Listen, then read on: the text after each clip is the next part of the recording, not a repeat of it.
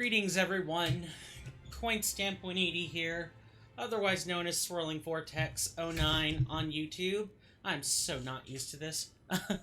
And welcome back to another episode of Elden Ring Reforged. Last time, he says, tilting the mic closer to his mouth. Last time, we went through and finished Stormveil Castle, filled with a bunch of treasures. Hashtag not sponsored. We killed Godric, and then proceeded to go through Liurnia, where we then discovered that our choice in patch handling, my choice in patch handling, is what specifically caused us to have problems. So I had to grind up a whole new file. My stats are largely identical, but I have less physical scores, but a higher dex in exchange. So we cast that much faster, just a little bit. Hey there, Alex. Welcome back. Good to see you. How are you doing? Hope you enjoy the stay. Yeah, so unfortunately I couldn't grind the file completely up. Hey there, Sludian. I hope that isn't, those are two L's, and not anything else. I hope I get that correct. Good to see you. I'm glad it's your first time here. So, welcome to Coinstamp 180. We generally play RPGs here. And I try to do as much modded content as possible, generally speaking. I can't always do that. Can't really do that with Blasphemous, but yeah, I am a content creation channel that focuses mostly on, I want to say modded content, and I sometimes have an emphasis on challenge runs. Is your bot fine? He should not be spamming. I'll have to check the bot in a second. I may have to shut the bot off. And we'll go from there. Let's see.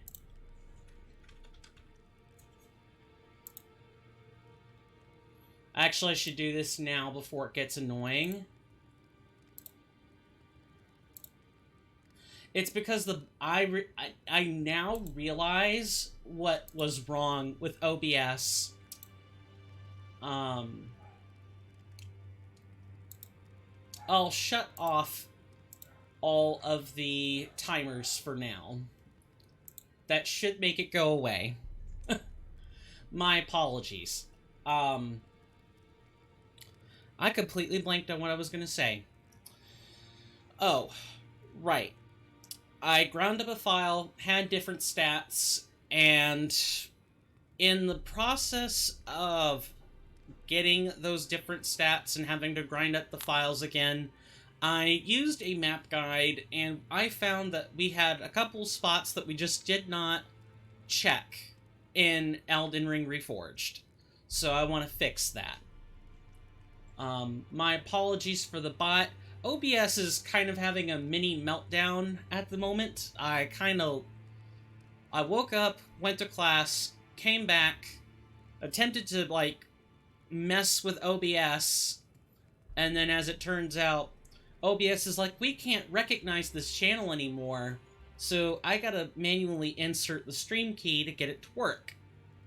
Great, it recognizes the stream key, but I think because I have both my main account and my bot account logged into Twitch at the same time, the bot account is what caused OBS to melt down.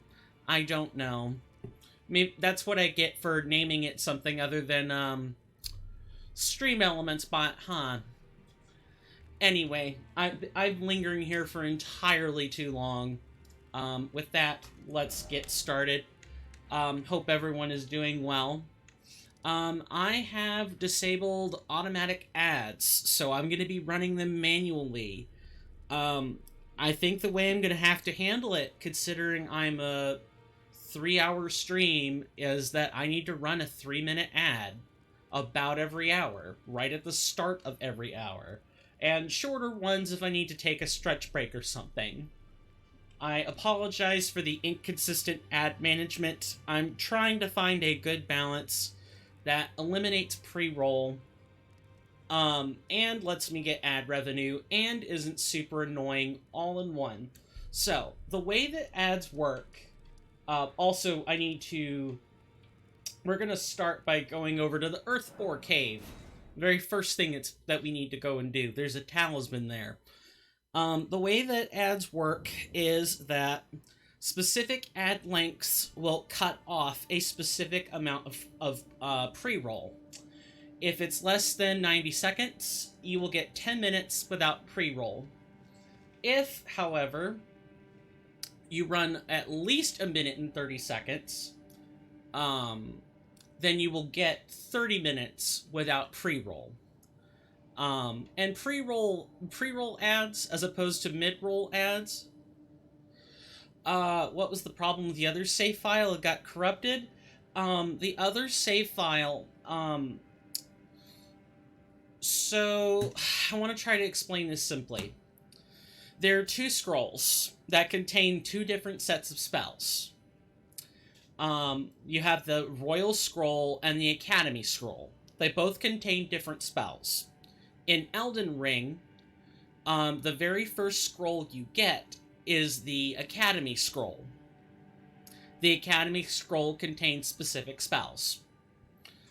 When Kernifer decided to update one of the patches, like in a way far away update, like at least 5 patches ago, they changed the location. They swapped the location of 2 scrolls. The Academy Scroll swapped places with the Royal House Scroll. And I might be mixing up which one's where. They're almost identical scrolls, really. But the scroll I had already picked up got swapped. The scroll that I already picked up got swapped to the new location, and the copy of the scroll that got swapped to the previous location was now devoid. There was no item there, basically. So when the scroll swap happened on the Elden Ring side, the scroll that got consumed had the new spells on it. So as a result, I got the identical copy of the scroll I picked up. Does that make sense? I ended up swapping. The swap ended up in such a way that I got the same scroll twice. When you get the same scroll twice, you can't give it to the same NPC, you can't get the same spells, yada yada, blah blah blah. That means, how far are you from the other save file? I can actually show you.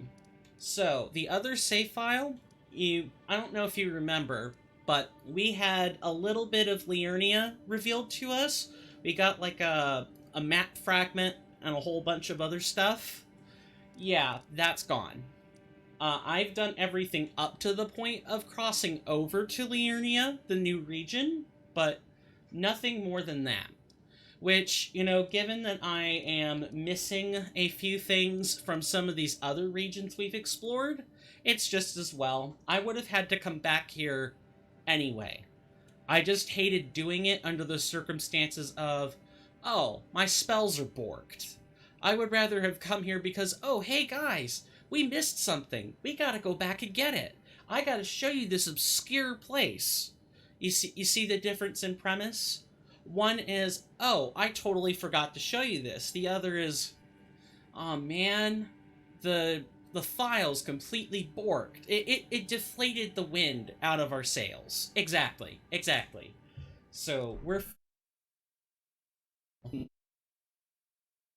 or cave is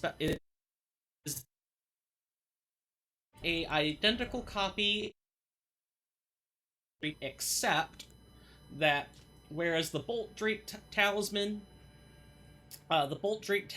boosts lightning negation, the Spell Drake Talisman is for magic. That's what we're here for. Now, I know I cut out the gate and other stuff, but people are going to have to let me know if the sound cuts off for any reason. It's been happening quite a bit, and with Hurricane Ian on the way, it It's made landfall in Florida already, but it'll probably hit Georgia sometime tomorrow, and that might knock the wind out of our sails, as I'm basically right on the border between the state of Georgia and the state of South Carolina in the U.S., and Hurricane Ian is a Cat 5. It's the strongest hurricane out there. It's the strongest category out there.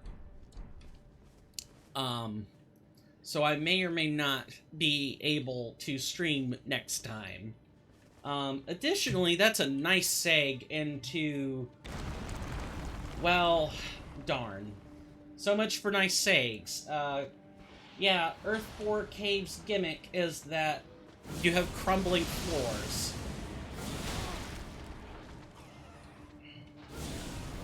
And rats that want to kill you.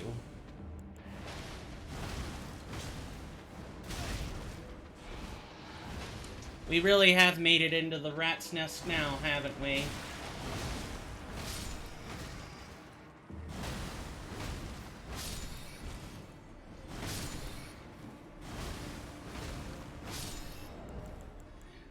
It really puts all the beards to shame, doesn't it?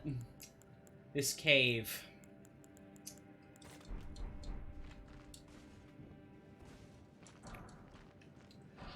Right.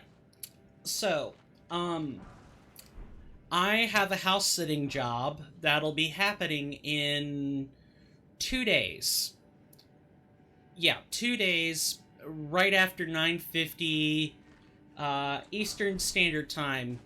9:50 a.m., excuse me. Let me write that down so that I'm not confusing.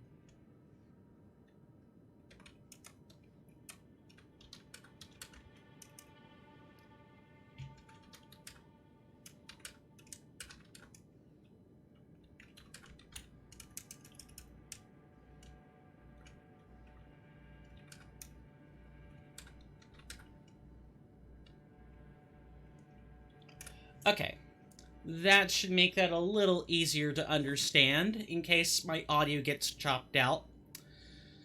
So, that house-sitting job is on a Friday, and we're supposed to stream that day.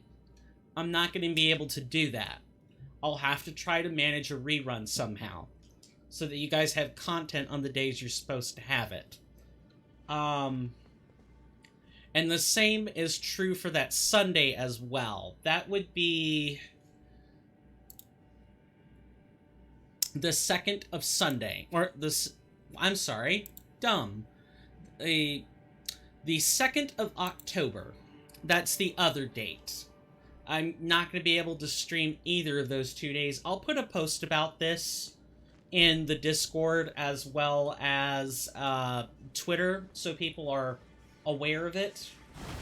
I've been aware of the house-sitting job for a while, but exactly which dates I was supposed to be in charge of was kind of a mystery to me. So now that I know exactly which dates they are, I can tell you guys. I have a recommendation. Get Banished Knight Engval for your summons. I already have that, actually. For those who don't know, or don't know what I'm shooting for, if you type in !ERRG, no quotes, all lowercase, that'll tell you what kind of run I'm going for, if the tags you used to get here weren't enough. But for those who want to know, it is a 100% playthrough. You'll be going for every spirit, every spell, every weapon, every piece of dialogue that we can muster or manage to get, and all the endings if necessary. It'll probably take at least 2 to 3 playthroughs to get everything, and I'll only need to do a full playthrough of the game about 2 times. Elden Ring Reforged does add quite a few things. Speaking of Elden Ring Reforged, while I'm here, as of... which date was this? I love having Discord open. As of the 26th of September, we are on version 4.5. And 4.5 adds a new spell, adds a new Spirit Ash, and all that other fun stuff. There are a lot of good changes in this one. Too many for me to list. If you ever want to know more about, like the changelog or the mod in general, I highly encourage you to make use of the command !ERR or !ERRW. Those should get you to where you need to be. The changelog is a Google site now instead of a Google document, which is great. I have a lot of resources. I wish I could have the bot, putting out a timer for this stuff automatically, but alas, the bot is currently broken, and I have to get it fixed before I put it back in here. I don't want to make it an annoying experience for anyone. While I think about it, there was a chest we were totally trying to grab, and I just completely missed it by tripping into this hole. Would have been right here too. About that recommendation, out of all the knights, I actually prefer Lutel the Headless, as Lutel has a lot of avoidance, teleports around all over the place, makes them really hard to hit. As I'm a caster build, I don't need more damage. What I probably need is tankiness. Now maybe Engval has more HP or some other stat that could in fact make him tankier. Have never heard of that knight. If you want to grab her, and she is female canonically, you can find Lutel at the Tombs Ward Catacomb. There will be a cemetery shade that you need to fight. Just that you didn't know. You didn't know about those knights. Gotcha. Okay. Well, you at least know where to obtain it, if you so desire. But yeah, Lutel, I find Lutel to be fantastic. I occasionally use Oleg on specific fights. There's a later fight, actually, that we'll get to. And that particular fight is the triple set of Putrid Crystallians. And they are my most hated fight in this whole game. Duo enemy sets are normally fine. I do have to get creative, but the Putrid Crystallians are the worst. You'll find them in Caelid. They suck. I wish they didn't exist. I wish I could incinerate them. I'm sure people feel the same way about the Godskin duo, but at least the Godskin duo has an arena tailor-made for that. Yes, it does. I do at least have to go to Journey 3 for all the endings. We'll be playing Elden Ring or an Elden Ring Reforged for a long time. But I'm fine with that. As what I'll probably do after we beat Elden Ring Reforged, is Elden Ring Reforged also has a couple of interesting game modes on it that we can check out. Then after that, I will probably, do some challenge runs with it. Hitless challenges, mainly. And we'll be waiting for Convergence to finish up. And then move over there. So while I do play other games besides Elden Ring, I am highly considering making Elden Ring a main game for this reason.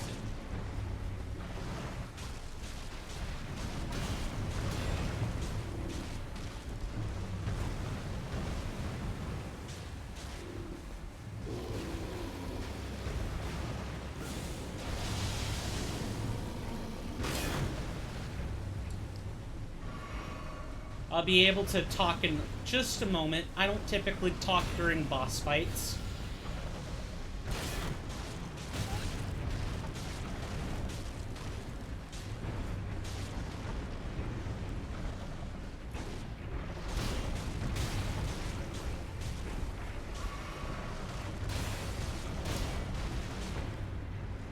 We got hit with the blood loss, did we?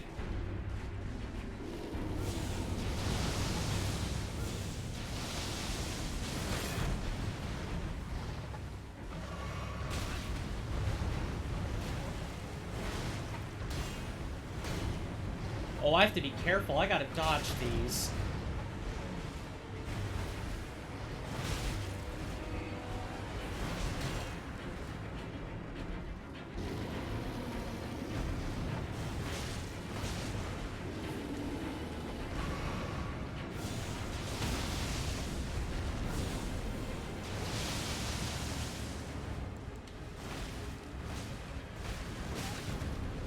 Oh, don't get greedy now. There we go. This particular rune bear is not that difficult. I mean, with the deflection system in play, it's a lot easier to not take so much excessive damage from them. What I typically like to do with these is I love to load them up with status effects and then hit them with the Flame of Frenzy really hard. And that usually gets them staggered in no time. Yeah, all the rune bears have a notorious reputation. Am I going for a faith build? I will show off that command now. I believe it is ERR. No, it is actually it's exclamation mark player build. Yeah, I am doing a kind of a fragile, not really super fragile caster build, where my focus is on all of the casting stats, and then make sure my vigor, mind, and endurance are shored up so I can cast more spells. And then when I'm done with that, you know, put points into dexterity as appropriate. We are mainly a caster build.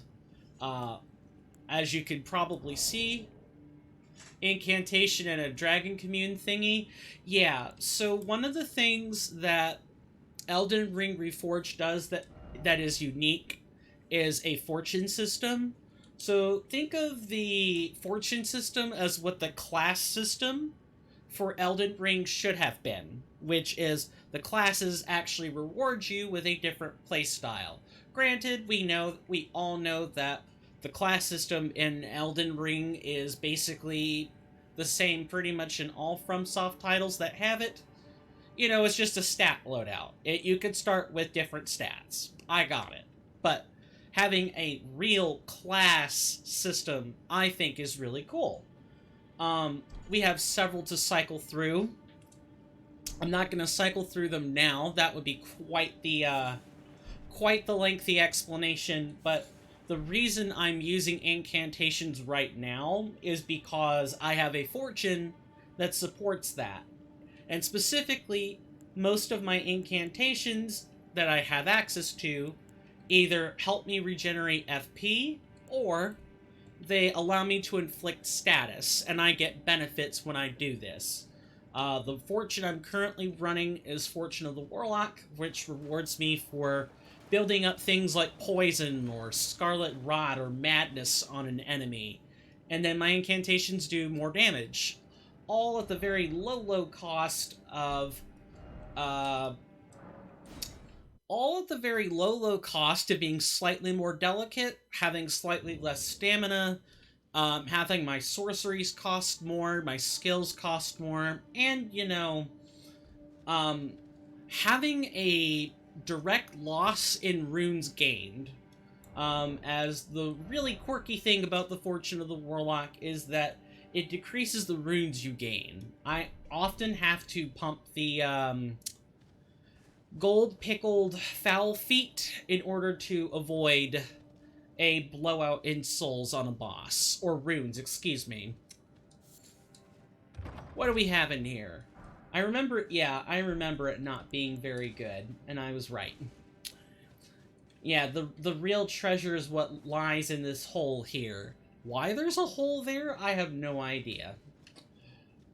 I know there was some kind of minor lore reason for it. So, I know that most streamers usually have polls. However, I don't think I'm quite big enough for a poll yet. or to be running polls. I also don't have someone assisting me with those, so it gets real tedious to manage. I am curious to know what people's thoughts on Elden Ring Reforged are so far, as you can duck, you can deflect. Madness used to not be a passable status effect. It was mainly just the damage. There's all kinds of play changes in here. We've had 18 episodes. WTF is a Golden Rune 200. Let me work back. Golden Rune 200 is Golden Rune Tier 1. So one nice change that Kernifer has done for us, at least I think it's a good change, is... Let me find it. So these were labeled Golden Rune plus a single-digit number, right? Or sometimes a 10 or something like that. What Kernifer has done is say, okay, these runes are worth a specific amount. Anyone who plays a serious amount of Elden Ring knows that a Golden Rune 1, the ones you get out of all the skulls on the ground, is 200. You pop it for 200 runes. Kernifer just put this right on the label. We don't have to guess. We know exactly what we're getting when we look at it. It's a 200. You get 200 out of this. It's still a Tier 1. Nothing's changed. It's just the name. Additionally, one other cool thing is we can make poppable runes. I believe a Golden Rune 2000 is like a Golden Rune 5 in Elden Ring. I'm fairly sure it's the corresponding tier to it is 5. There are so many cool play changes in this. It is kind of hard to showcase them all. Each time the stream starts up. I am curious, Saludian, are you... Oh, what's the question I want to ask here?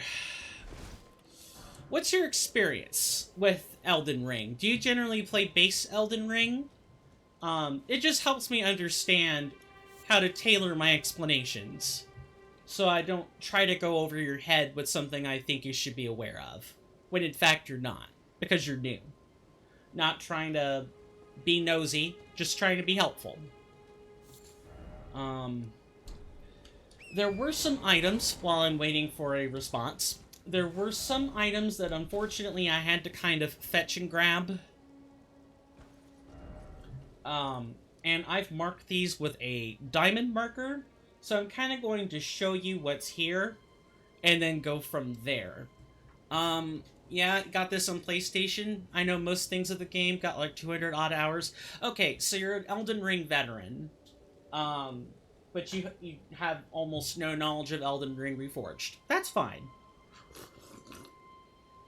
Yeah, what I highly recommend is that we check out... okay, I have to look at the timer for this, because I forget my own commands sometimes. Hence why I have the bot do them. It should be, yeah, ERRW.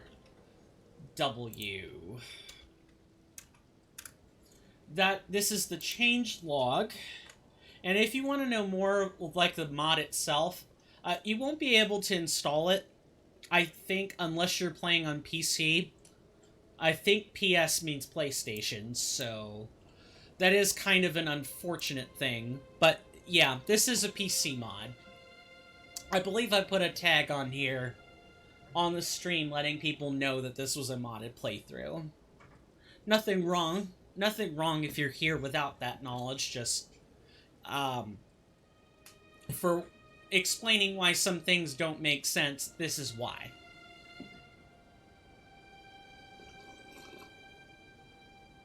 Ugh, coffee. Good stuff. I only drink 1 cup, though. Too much coffee puts me to sleep. And I don't like that.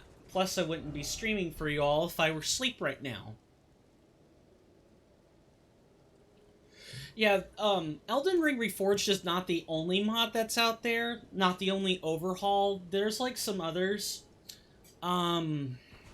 There's Elden Ring Reborn, which is similar, but it doesn't have quite the same systems.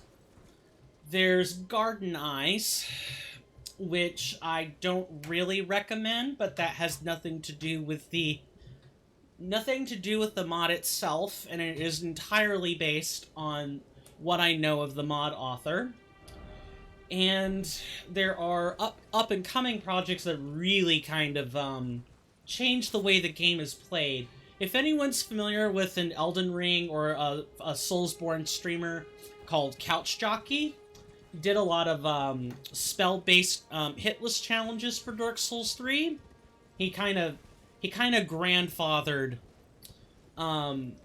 having spells be a place, like having spells be a method in which to accomplish hitless challenges. Before, it was just melee builds or bust. He is part of a mod team called the Convergence Team. Consists of either 7 streamers or 7 total mod authors. And he's kind of the head spokesman for them.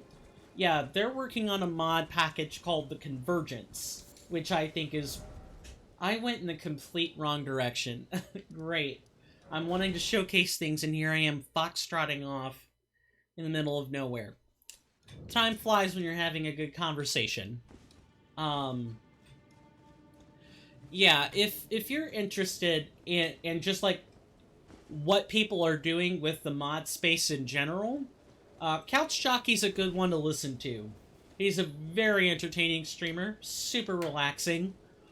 And if you like lewd chats, you might also find the stream welcome for entirely different reasons.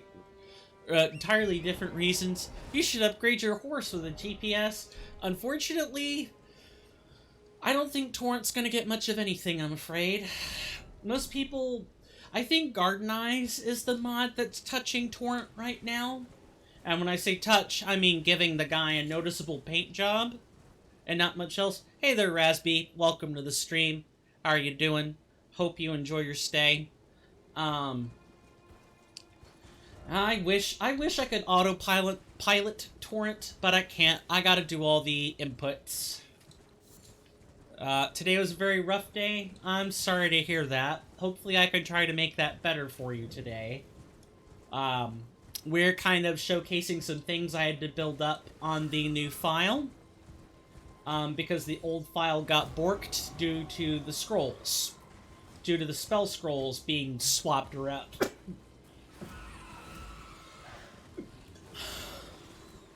Man. God.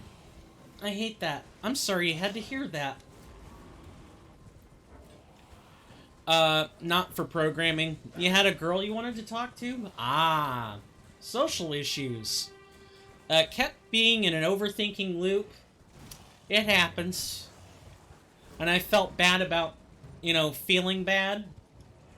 I mean, as long as you didn't say something hurtful, and it was just like, I'm not really interested, or, the typical awkward exchange.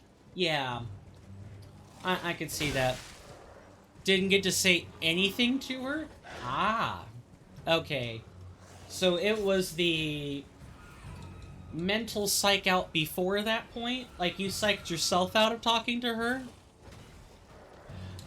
Ah, okay. I gotcha. Couldn't even say goodbye to your coworkers? Gotcha, that makes sense. Well, I'm sorry you're not, in a good place mentally at the moment.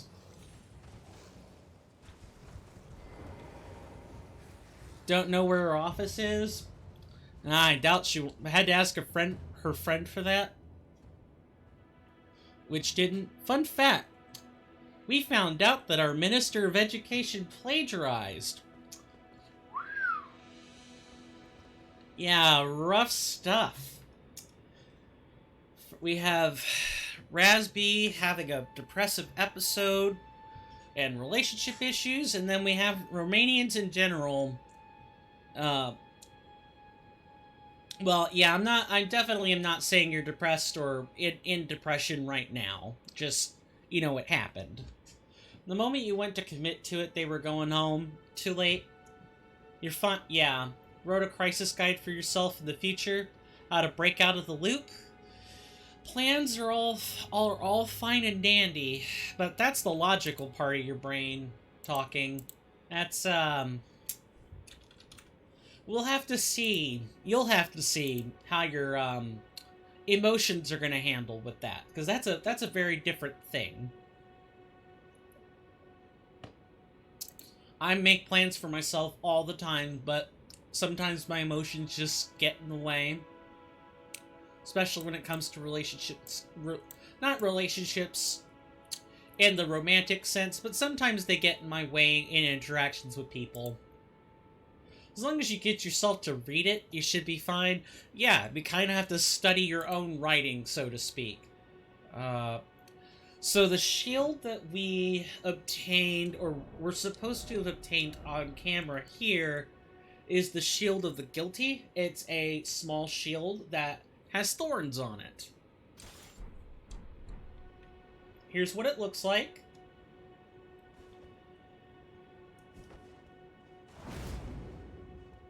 It's a bashing shield. It's a nice shield, but we're not wearing good armor for it. My solution to that kind of moment is just to get yourself to legit give up, because your perception is very darkened where you're in a fail loop. Success is not, could have done it better. It's actually straight up impossible until back to normal. Yeah, you don't want to force relationships or force social interactions. It's not like a computer program where, you know, you can just brute force your way into the solution, however inelegant it might be. People can't handle that. You end up, like, breaking people's emotions or getting them really mad at you. Yeah, you have to back off and wait for your emotions to be a bit better. That was smart. That was definitely smart. Okay, let's return back to this. The shield I'm currently wearing is also a new item. But we'll get to that in a hot minute. I realize that this is a bunch of do-nothing right now. I'm kind of just galloping around, but I have to do something to show you guys what I was and was not able to obtain in the new file as it was being ground up. Additionally, a lot of the gear that I was able to grind off of enemy drops is different as well. Just because my stats were different while grinding the gear. My arcane was generally lower up to a certain point, so grinding for drops was harder. And I could not guarantee the same stuff. We're not even using the same staff. That's how drastic of a change this new file is. I say it could be a computer program with different behavior. Yeah, there's some abstract thinking. I suppose I could see that, but just as well as just fulfilling needs or... Oh, okay, I'm skipping messages here. I haven't found anything related to emotions that isn't strictly computable. The basic ones, sure. The, like, mixtures of emotions, though, that's... I would think that would be very difficult to compute. Just because it's not always addition or subtraction. Sometimes emotions are inequalities. Or sometimes they're just not symmetric. Found out that talking to people speeds up perception, just as well as just fulfilling needs or listening to music that isn't sad. I suppose perception, it might not be the best word, but I think I get what you're going for there.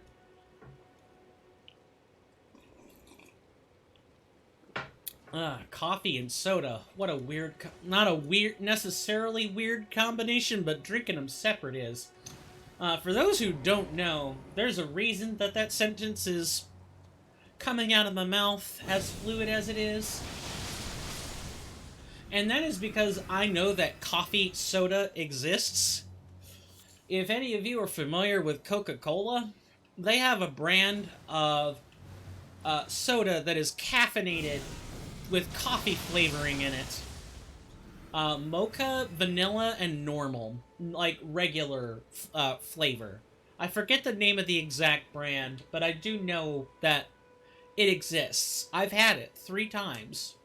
It's meh. It's alright.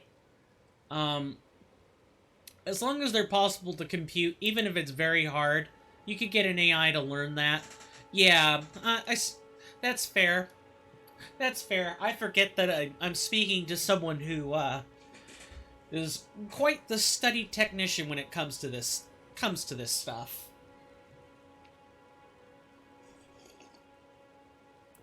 It'll never like emotions on computers would never feel organic. Maybe that's the problem, is that ultimately humans are used to interfacing with their emotions with their own kind and not any other kind.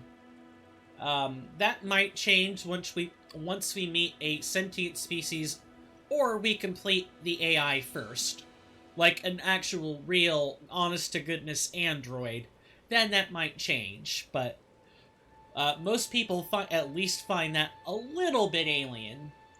Listening to sad music actually helps you, probably because you feel very sad for a day, and then after that, yeah, like you're dumping your emotions, right? Whenever I'm in a bad mood, I sleep. If my mood is extremely bad, I might stress eat, but I'm careful when I stress eat. I try not to stress eat too much. Sleep helps me kind of like defuse that emotion, and then I can kind of examine it logically. I don't like to examine my emotions emotionally. I'm not equipped for that. I'm not as logical as, say, Rasby here, but I do try to take logical examinations with my emotions. I try to think through them. I hate just being a slave to them. It's the worst. Let's see. The next item that was here was a Faith Not Crystal Tier. I believe we already got that, though. So I'll go ahead and remove that marker. Now we'll go over to the Church of Pilgrimage to talk about the next item, which is the shield.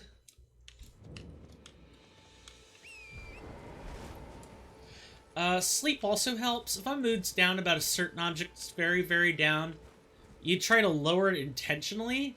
Some reason it flips over. Well, you know what they say about love and hate, right?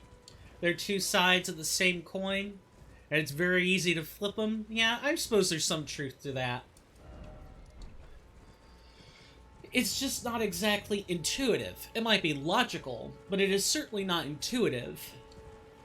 At least for most people, whose emotional quotients are much higher than mine. My emotional intelligence quotient's like an 80, not an 83, 38. It's below average, if the polls and, like, sampling tests are to be believed. It's not intuitive, and it's not logical most of the time either. It's intuitive in the sense it is counterintuitive and arbitrary. When we realize that emotions are individual, they are highly unique, and no two humans can really behave the exact same way, no matter how similarly they might behave. Yeah. I did it because in computers, values overflow, right, where the values reset after a certain point. If you get it low enough, it flips over. That's almost borderline delirium at times. I think I've watched some kind of switch like that happen, but yeah, the people who are capable of that, it usually turns into delirium if they do it often enough. But I suppose what's worse, delirium or being a slave to your sadness? That I could not answer.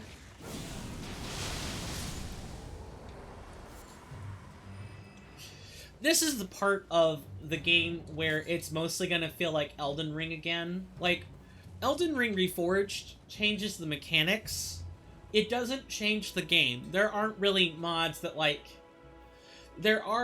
I should say, Elden Ring Reforged does have some relatively new areas in it, but it's nothing impressive. It's mostly cutting room floor content that has been... oh god... awesome. Elden Ring Reforged mostly likes to use cutting room floor stuff that didn't make the final cut in order to in order to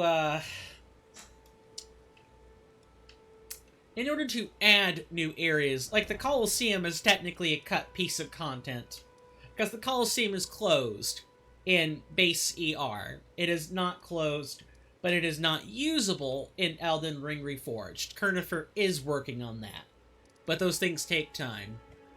Okay, why won't you scroll for me? When your girlfriend dumped you, sounds bad, but it's basically what happened. I listened only to music which boosted my mood. I was really optimistic, but then after some time you couldn't listen to it and have a good mood. I think the trigger for the sad wave was when she said you were toxic to her.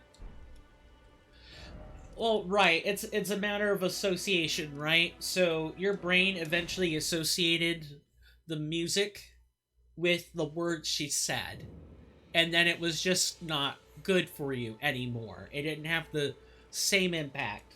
Understandable. If I have any bad emotion going on for some feeling jealousy or anything negative, if it's powerful and I can make it even more powerful without doing anything immoral, you intentionally overflow your mind with it, and somehow your mind just gets bored and completely ignores it for a while. Huh. Emotional overload. I think Coin will need to go to a therapist after listening to my problems.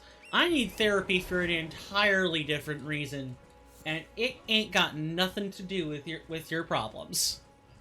I'm flattered that you think that your problems will push me toward therapy, but I promise you, I already need it. It's just a matter of going to see one.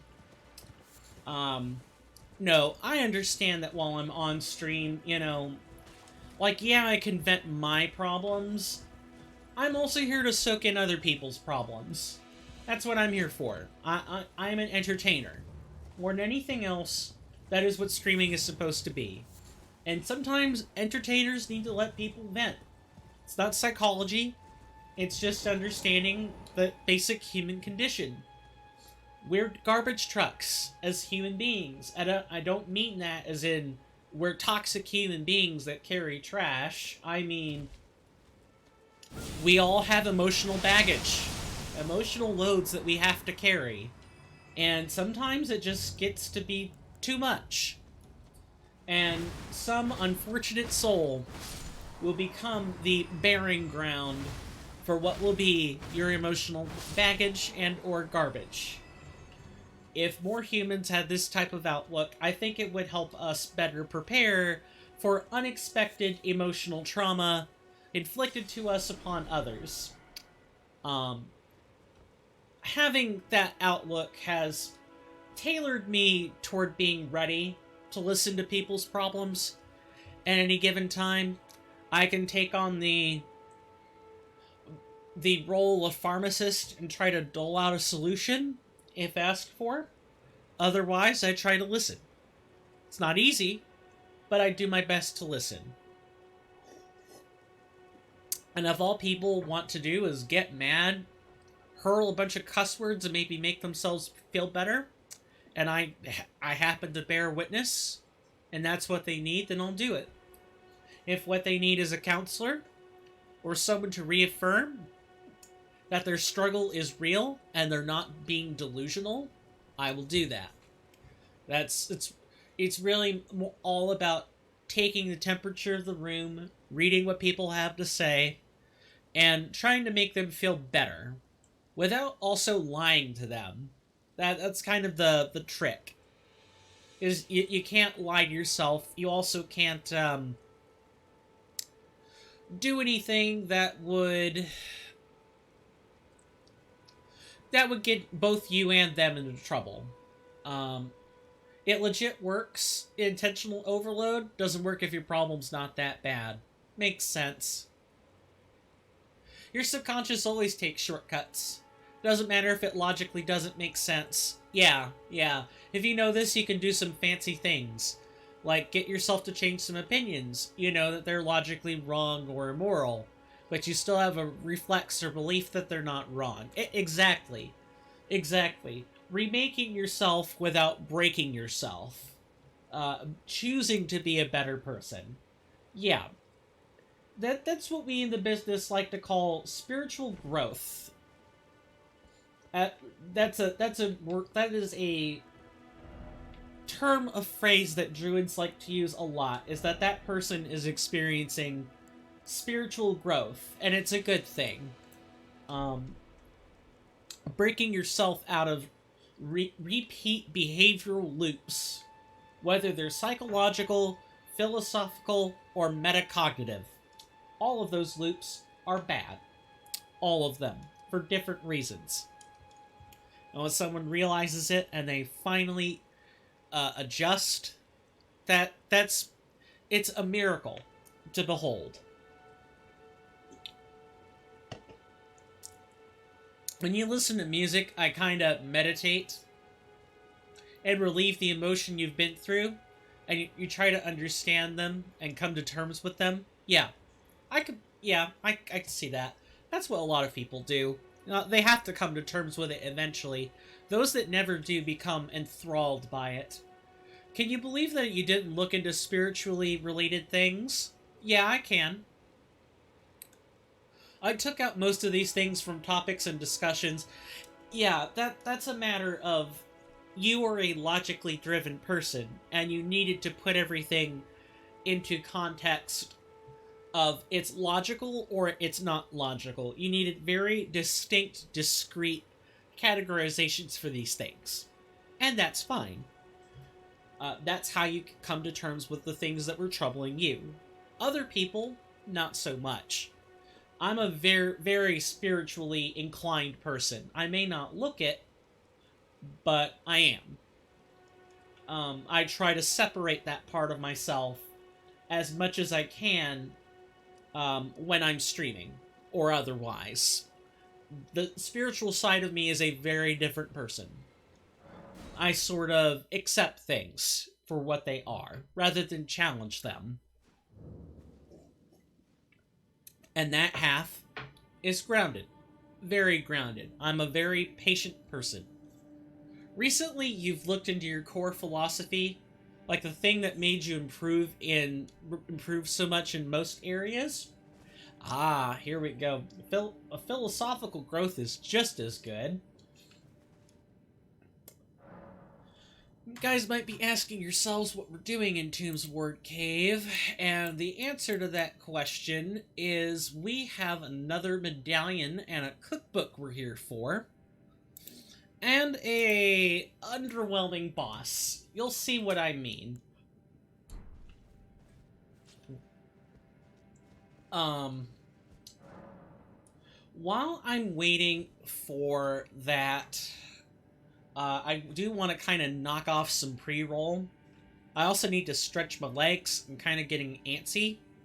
So I'm going to take like a short 90 seconds, and I'm going to play an ad while this is going on, just so people don't think there's like missed content. I will be right back.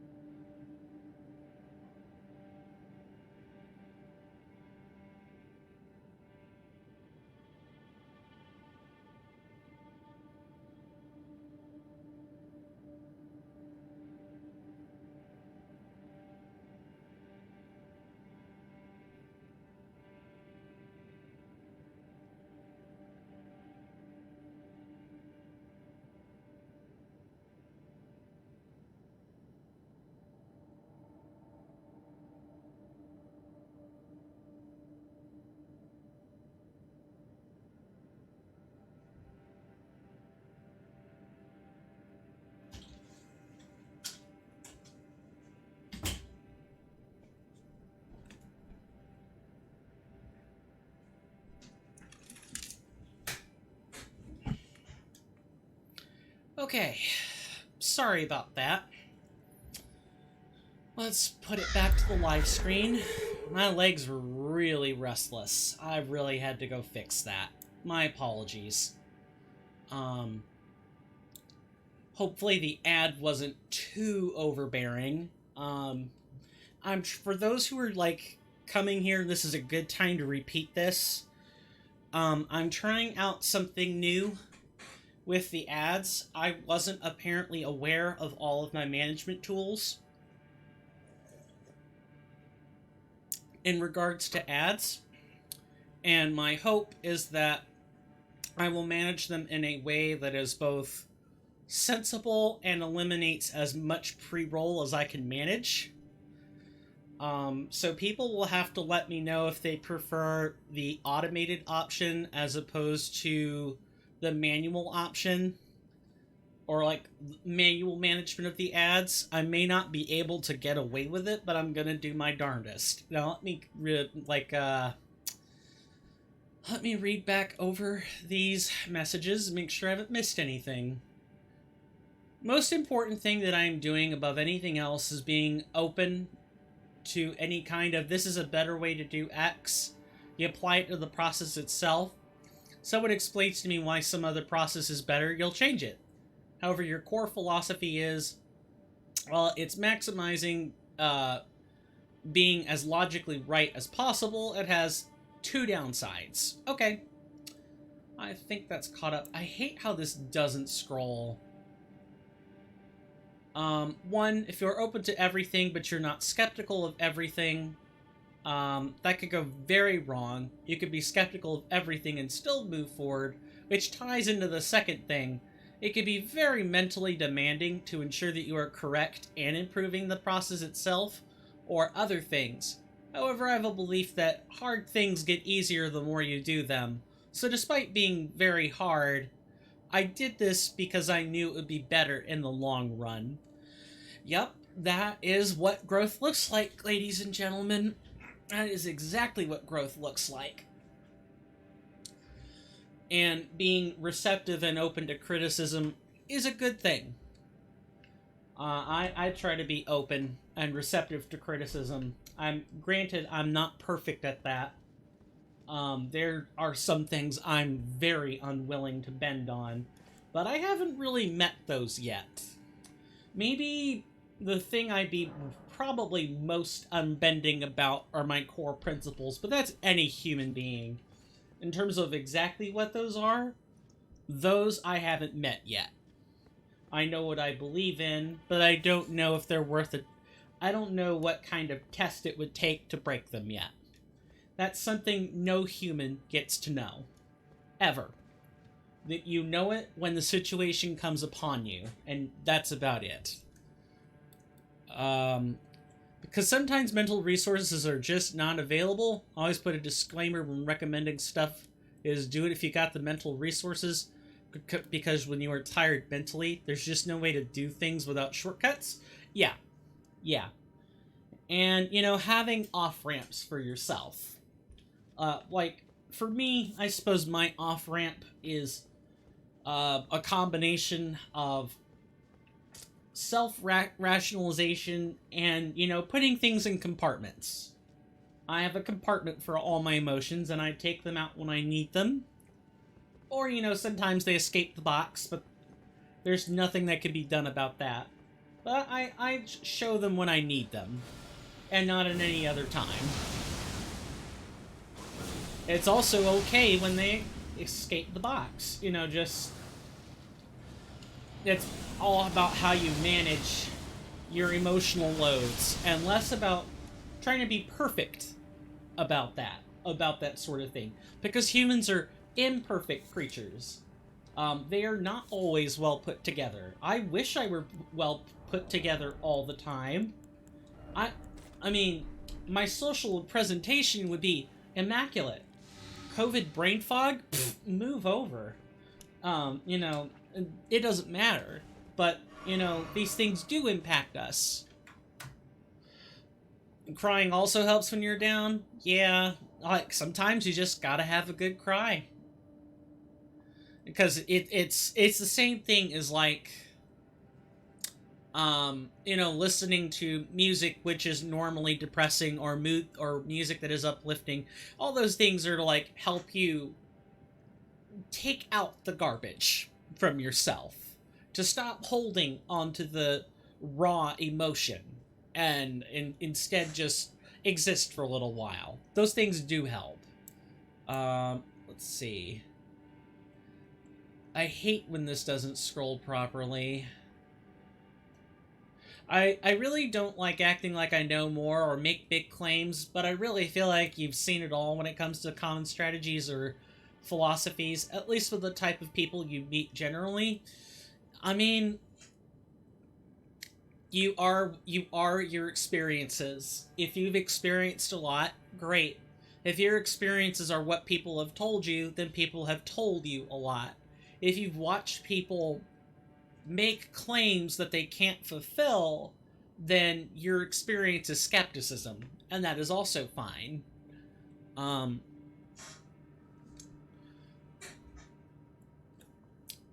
It's kind of the misnomer to yourself. Like, you haven't seen it all, but you've seen everything that's common. Like, you've seen everything in terms of what people normally do. But there will always be unique things that trump that statement. That's sort of an implied connotation when you're saying, "Oh, I've seen it all." Obviously, this person is not, and if they have, they're deluding themselves.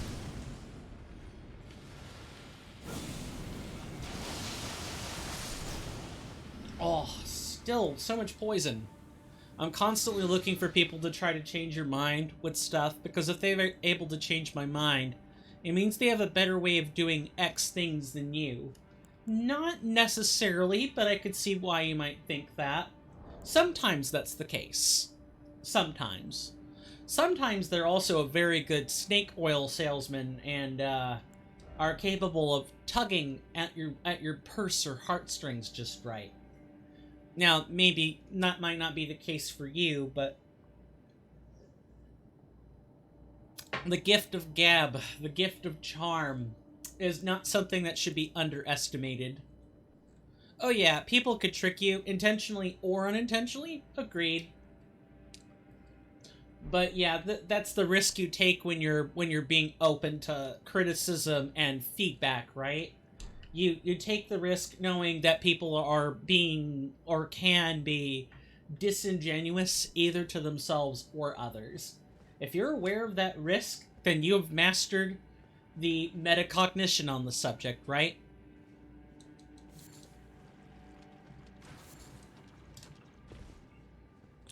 I've always disliked when people are biased in ways that affect others.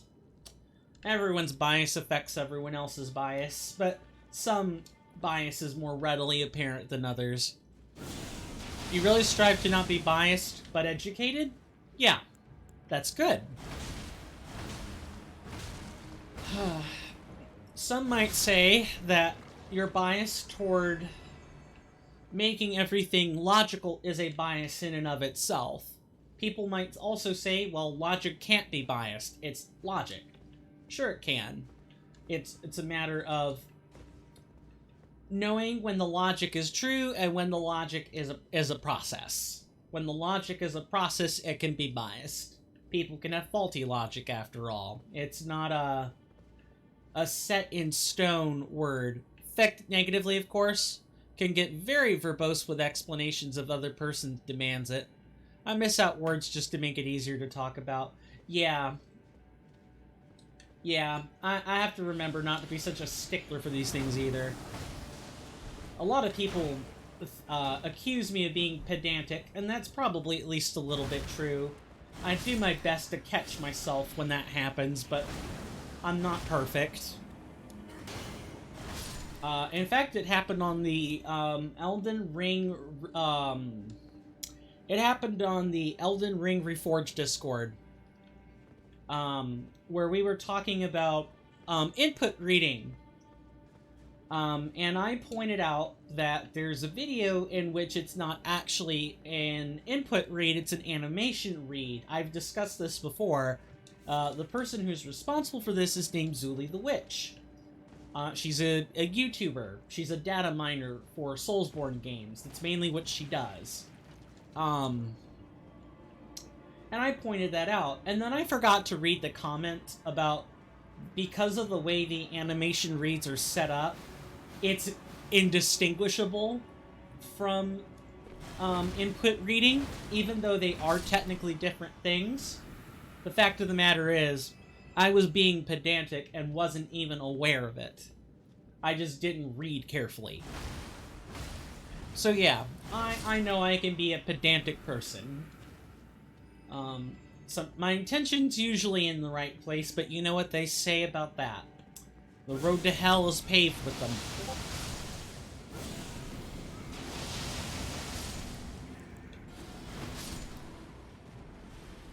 The more people I talk to are educated on the subject, the more verbose they demand you to be.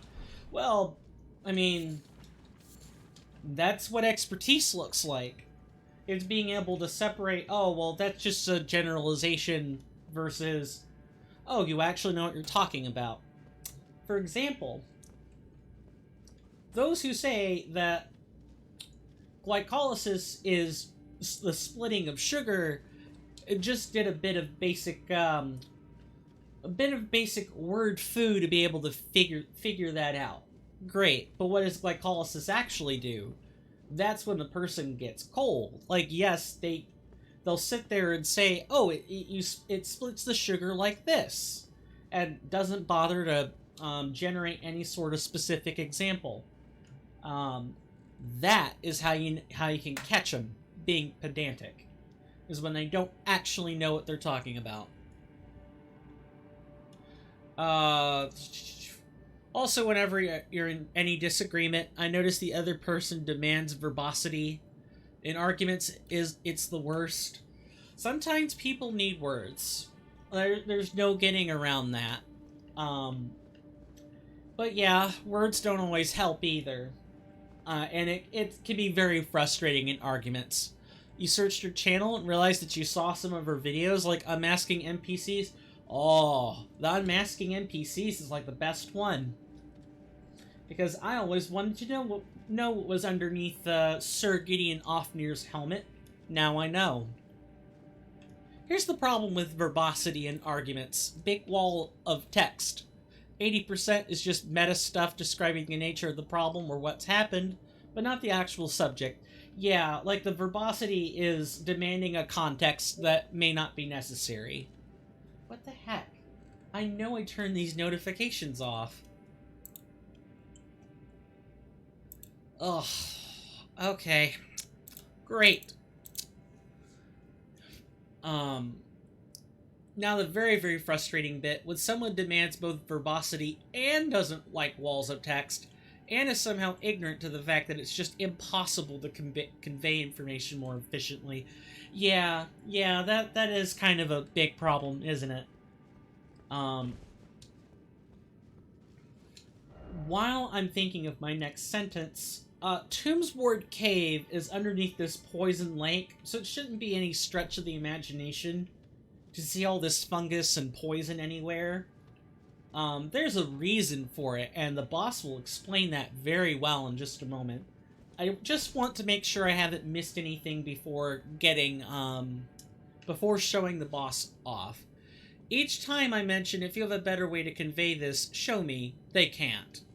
Yeah, me included. Sometimes I can, sometimes I can't. It depends on the subject and how focused I am on communicating. If I know I need to communicate very precisely, and I'm not under a time crunch or anything, yeah, I can convey something better, no problem. It's when you put me under a 1 or 2 minute timer that I have problems. I'm a bit slow on uptake.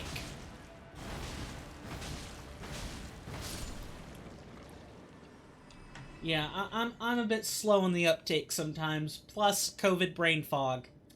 I mean, it's an excuse. It's not a reason, but it at least has medically sound backing behind it.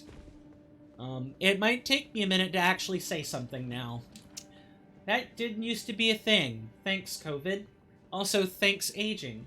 Really love that. There's a Trackmania streamer that has Twitch alerts sound like a message from Discord, a call from Discord, or even the hub music. It can be very trippy for the first time. You should just get used to it. Discussing it is just very freaking complex. There's so many levels you can discuss about human reliability, subject itself, the bigger picture, what useful thing we can take out of this, etc., etc.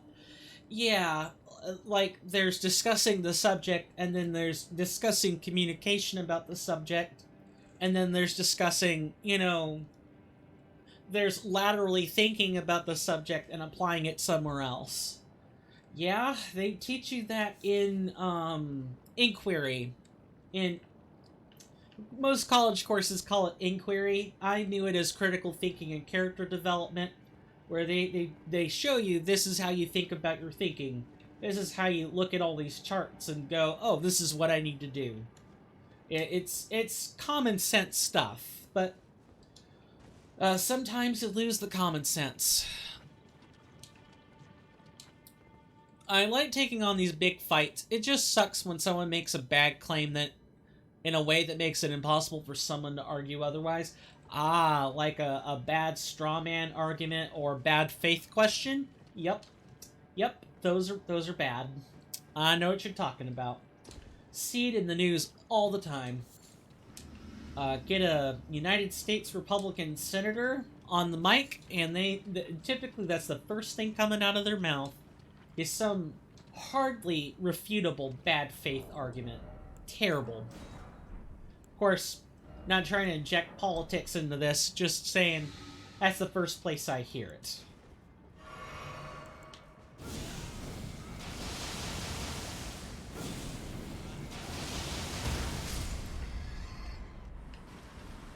Poor rat. I think this lets me get that other item. I'm fairly sure that's what it is. There's an item on a ledge that's kind of hard to get to, and if you don't explore the poison cave, you'll never be able to get to it. Just gonna make a few of these.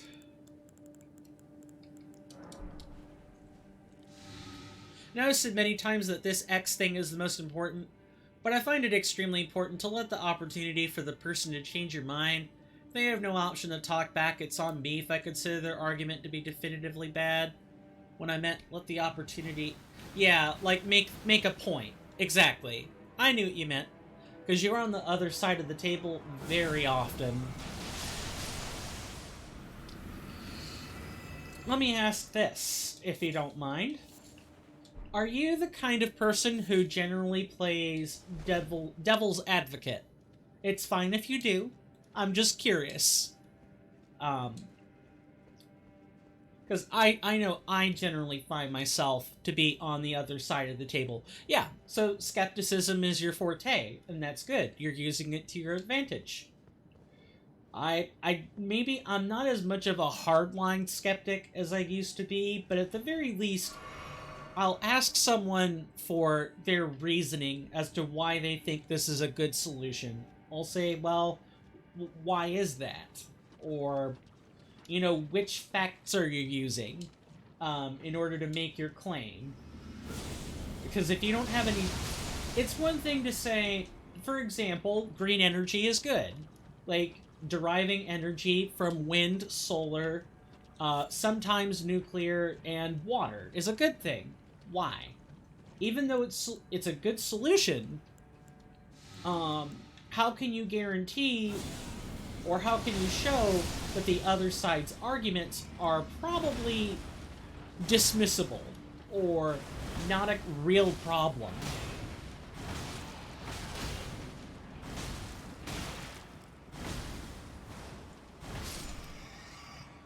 You have to be willing to do your research on that. But playing devil's advocate can be very exhausting, one, and two, people, if you do it enough in front of the same person, they realize that you're playing devil's advocate and will just keep pushing for what your real opinion on something is. Let me scroll up here and not have chat be so harebrained about this, please. Okay. I have to scroll up just to scroll back down. What a problem. I feel like being the devil's advocate is perhaps the most efficient way to deduce if something's a good idea. Yeah, because you're really scrutinizing what people think a good idea is, right? Most people don't play devil's advocate. Most people build a strategy and don't stress test it, or try to prove it wrong. I don't know if they just didn't think of it, or if they're somehow afraid, or, you know, they're like, well, they're aware of the argument, but they're not willing to engage the argument. Being a devil's advocate is kind of a core part of your philosophy. It inherently opposes the problem of verbosity and required mental energy. Uh-huh. I have no problem with verbosity. It's the mental energy that can be a concern for me sometimes. I'm a very chatty person. And I may not look like it on camera, because I have trouble finding my words, but when I'm in person, once I let my guards down, now I'm a real chatty person. I promise that. And maybe I'll be able to do that on camera one day. I might have been able to do it at one point, but not streaming for 4 years is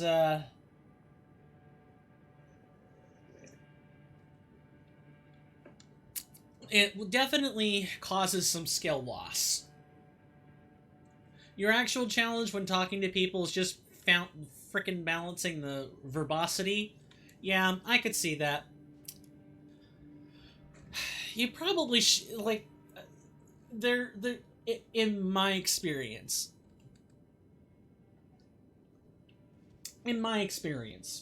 you have to be careful when you're playing devil's advocate. Sometimes you should just know the idea is stupid. Flat earthers. Oh, don't get me started. And anti-vaxxers, don't get me started on those either. The worst. I maybe not so much the anti-vax thing anymore, because now there's, you know, the U.S. government and big pharma companies have invited legitimate scrutiny now.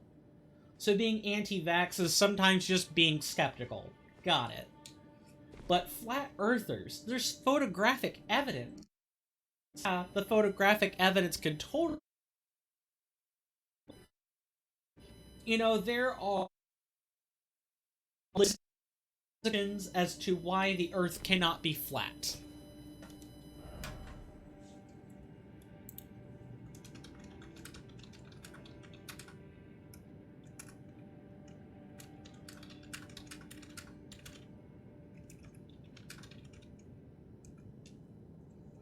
I think we should be back now. Picture. Right. So, even though, you know, that people have been building up a case for why the Earth is definitely not flat, you had scientists and mathematicians from the Middle Ages. You had people from long ago who made astrolabes and knew the Earth wasn't flat. And at the same time, some people, I don't know, it becomes a point where it becomes irksome to play devil's advocate, and you just have to stop. It's weird when you know someone who studies medicine but is anti-COVID vaccines. You and Rasby knew someone like that, or still know of someone like that. I'm no exception for what I play devil's advocate for. The thing is, I don't play devil's advocate if you don't have the required knowledge. And getting knowledge can be very demanding. I have a workaround. The workaround is discuss it if it's reasonable to reach X conclusion, not so much about the conclusion. Exactly. I had mentioned earlier, usually with when I play, I'm mostly asking for the reasons they have for reaching the conclusion. I'm not usually, well, actually this other thing is good, because the reasons or conclusions that you're drawing are faulty. I don't typically do that unless I already know the conclusion is faulty, or I know they're using shaky reasoning to try to justify their stance. I usually just ask, justify your reasoning, explain your reasoning, and why aren't these other options any good? And I usually leave well enough alone after that. I only really scrap up if I know what I'm talking about. If reaching X conclusion is unreasonable, the conclusion is likely also unreasonable. Exactly. Exactly. And of course you have to be polite. You have to be polite about it. You can't just tell people who maybe spent 2 or 3 years working on a conclusion, your conclusion's unreasonable. And I'm not saying that as if you don't know that. Just, you never know what people are going to do when their harebrained theories, fall, or, like, pull the rug out from underneath them.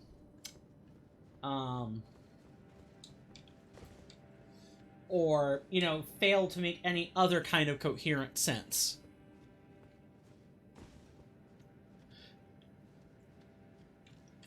Now, I myself, I have a problem with the COVID vaccines now. I have my 3 jabs. I'm not saying they don't work. I'm saying they weren't reasonably tested. There weren't enough stress tests done on the virus itself.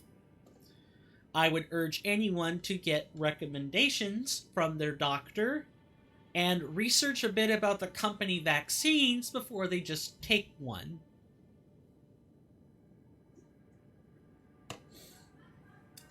And I'm not trying to spread misinformation either. I'm not saying don't get a jab. I'm saying be careful. Because Pfizer, the particular company I get my shots from, had information on lockup for 75 years. They were intending to do that. They're currently fighting suits to avoid having to make their information about vaccines and efficacy rates public. That's Googleable. If there are issues with just personal disclosure, hey, our vaccine is only this effective or that effective. If there are issues with that, such that they needed to bury the data, then maybe the particular vaccines aren't doing the job they're supposed to be. Not saying that of every vaccine. Obviously, you have non-big pharma vaccines out there that do the job they're supposed to. Take those.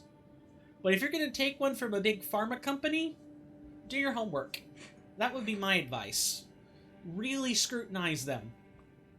Because what big pharma essentially got to do was make or play with human experiments. They essentially got to make an experiment out of all of us, rather than actual real testing.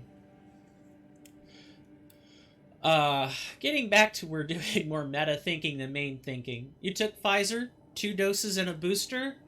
Yeah, now, I'd have to go back and reread the article, but I think the efficacy was something like 12% on paper. That's probably a low ball, and I'm probably misremembering it. A lot of it had to do with Operation Warp Speed and, getting the vaccines done quickly. There were a lot of shortcuts taken. I know in the United States, when we were making the vaccines, at the time, the person in charge of collecting all the data was Dr. Birx at the time. That's B-I-R-X. Birx. And I heard she took a lot of shortcuts when collecting that data. Or maybe not so much shortcuts, but demanding the unreasonable of the people at CDC or otherwise to provide data that they could not reasonably crunch in time, because medical data takes a lot of time. There's a lot of recursion algorithms and other stuff they have to do. There's a lot of geometric mapping for risk assessment they have to do. Biodefense has a lot of those, by the way, because we have to show patterns in ever-changing conditions in order to stress test vaccines and stuff. Yeah, Johnson & Johnson definitely had the highest risk factor, but it was made using the old method, which may or may not be coming back in style because of the way the new mRNA pathway works. Might need to get chipped before I go to Germany, but I don't know if this is a thing. Have to ask your dad about it. Oh, the chipping. Are we at the end times? These are fun conversations, but I did just kind of sit here and stand at the fog wall for 5 minutes. I'll be happy to resume those in just a second, but the boss here will definitely explain why there's a poison lake here. I'll just show you the boss. It's really, really not. It's stupid simple how easy it is.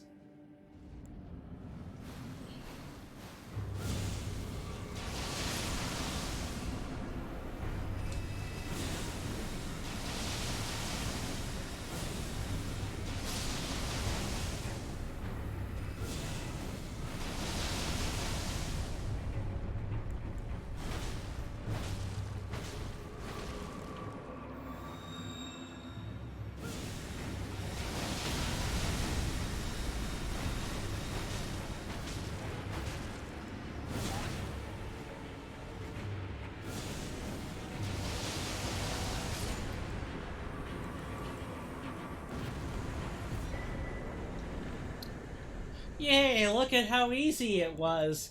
Yes, what we had to defeat was a Miranda flower.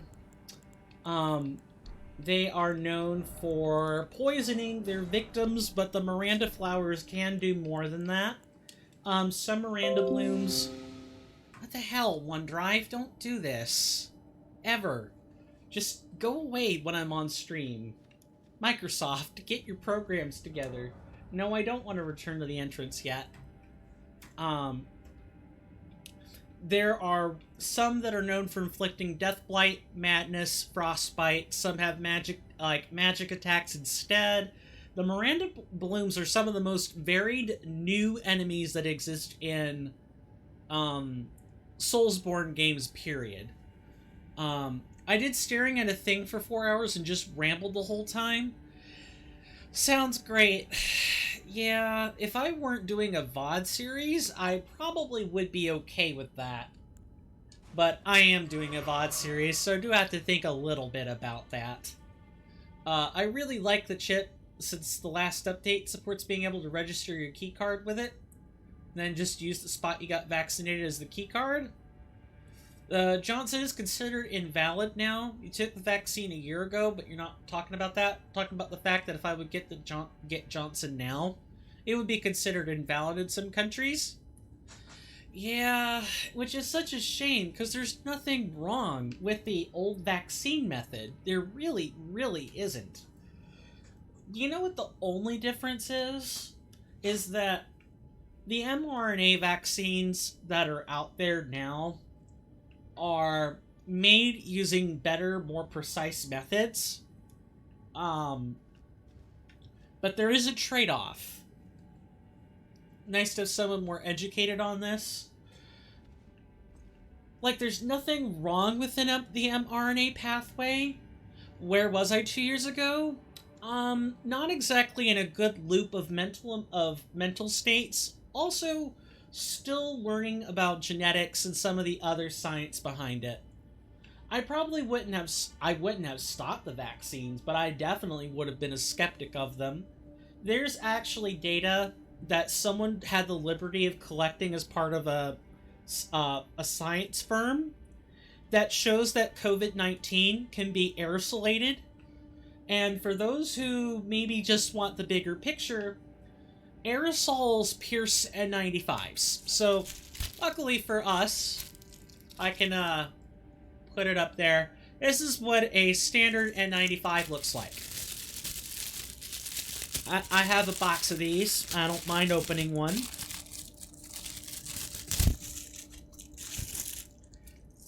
N95s. They fit your face. Like this. Of course, I'm not going to talk like this the whole time, but they're supposed to go around with the straps behind your neck. That's what they do. Aerosols can pierce the micron filters that are in these.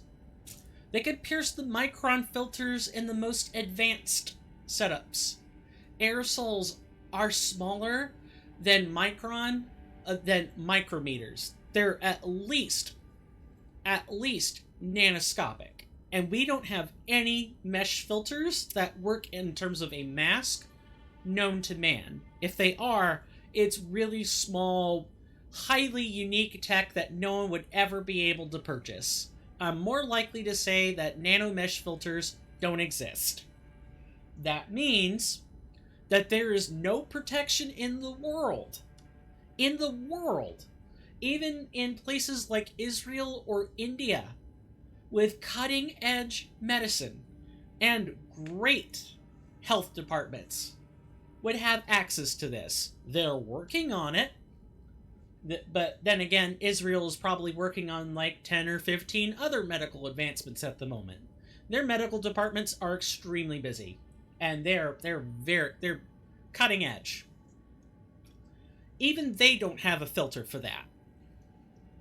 Which means some of the pandemic measures we took, where they were well-intentioned, but isolating people wouldn't have done a thing. Granted, even the whole 6 feet apart thing, this assumes that the virus does not or cannot naturally exist in aerosol form.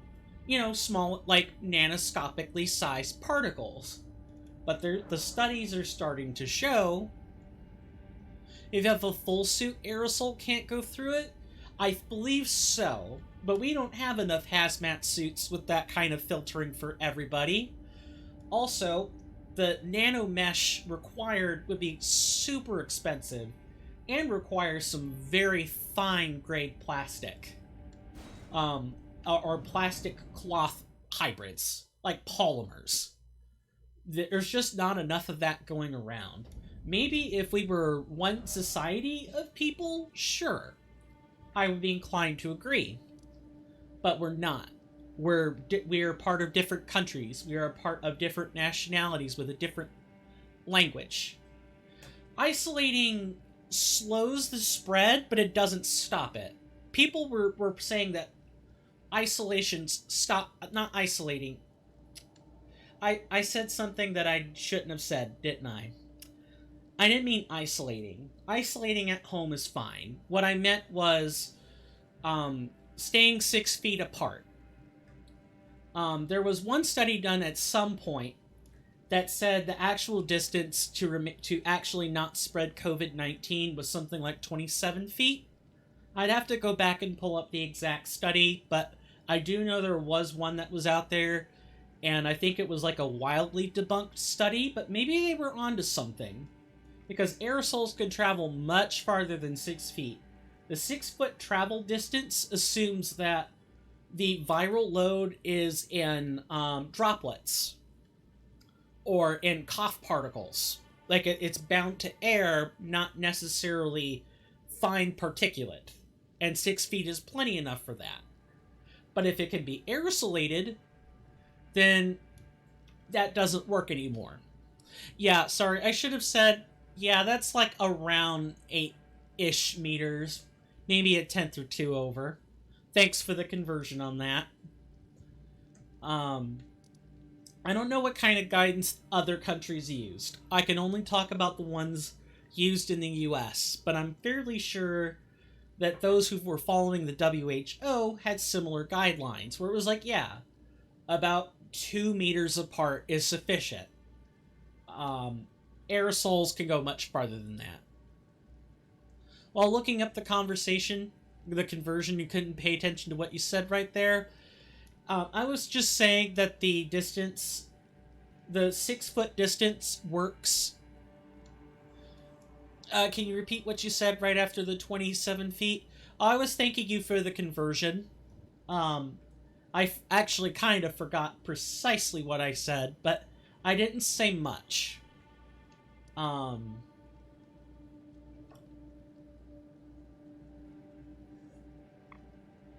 If I figure it out, I'll tell you. But I'm racking my brain and I can't... you said about how it spreads? Yeah. Oh, right. I think my sentence was, this assumes that the 6-foot distance assumes that the viral load is in droplets, like water droplets, or is a vapor of some kind. And, you know, that's much bigger than a micron or, you know, a millimeter. Or it can be. It's concentrated, you can see it. If it were colored. If it's an aerosol, that doesn't work. I think that's what I said.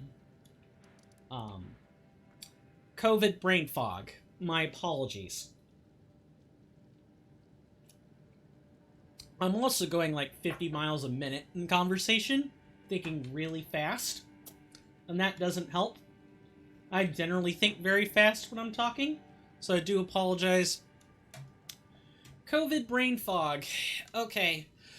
COVID brain fog's not a real symptom. It's the collective name given to the set of symptoms that are associated with long COVID. So let me write this out here.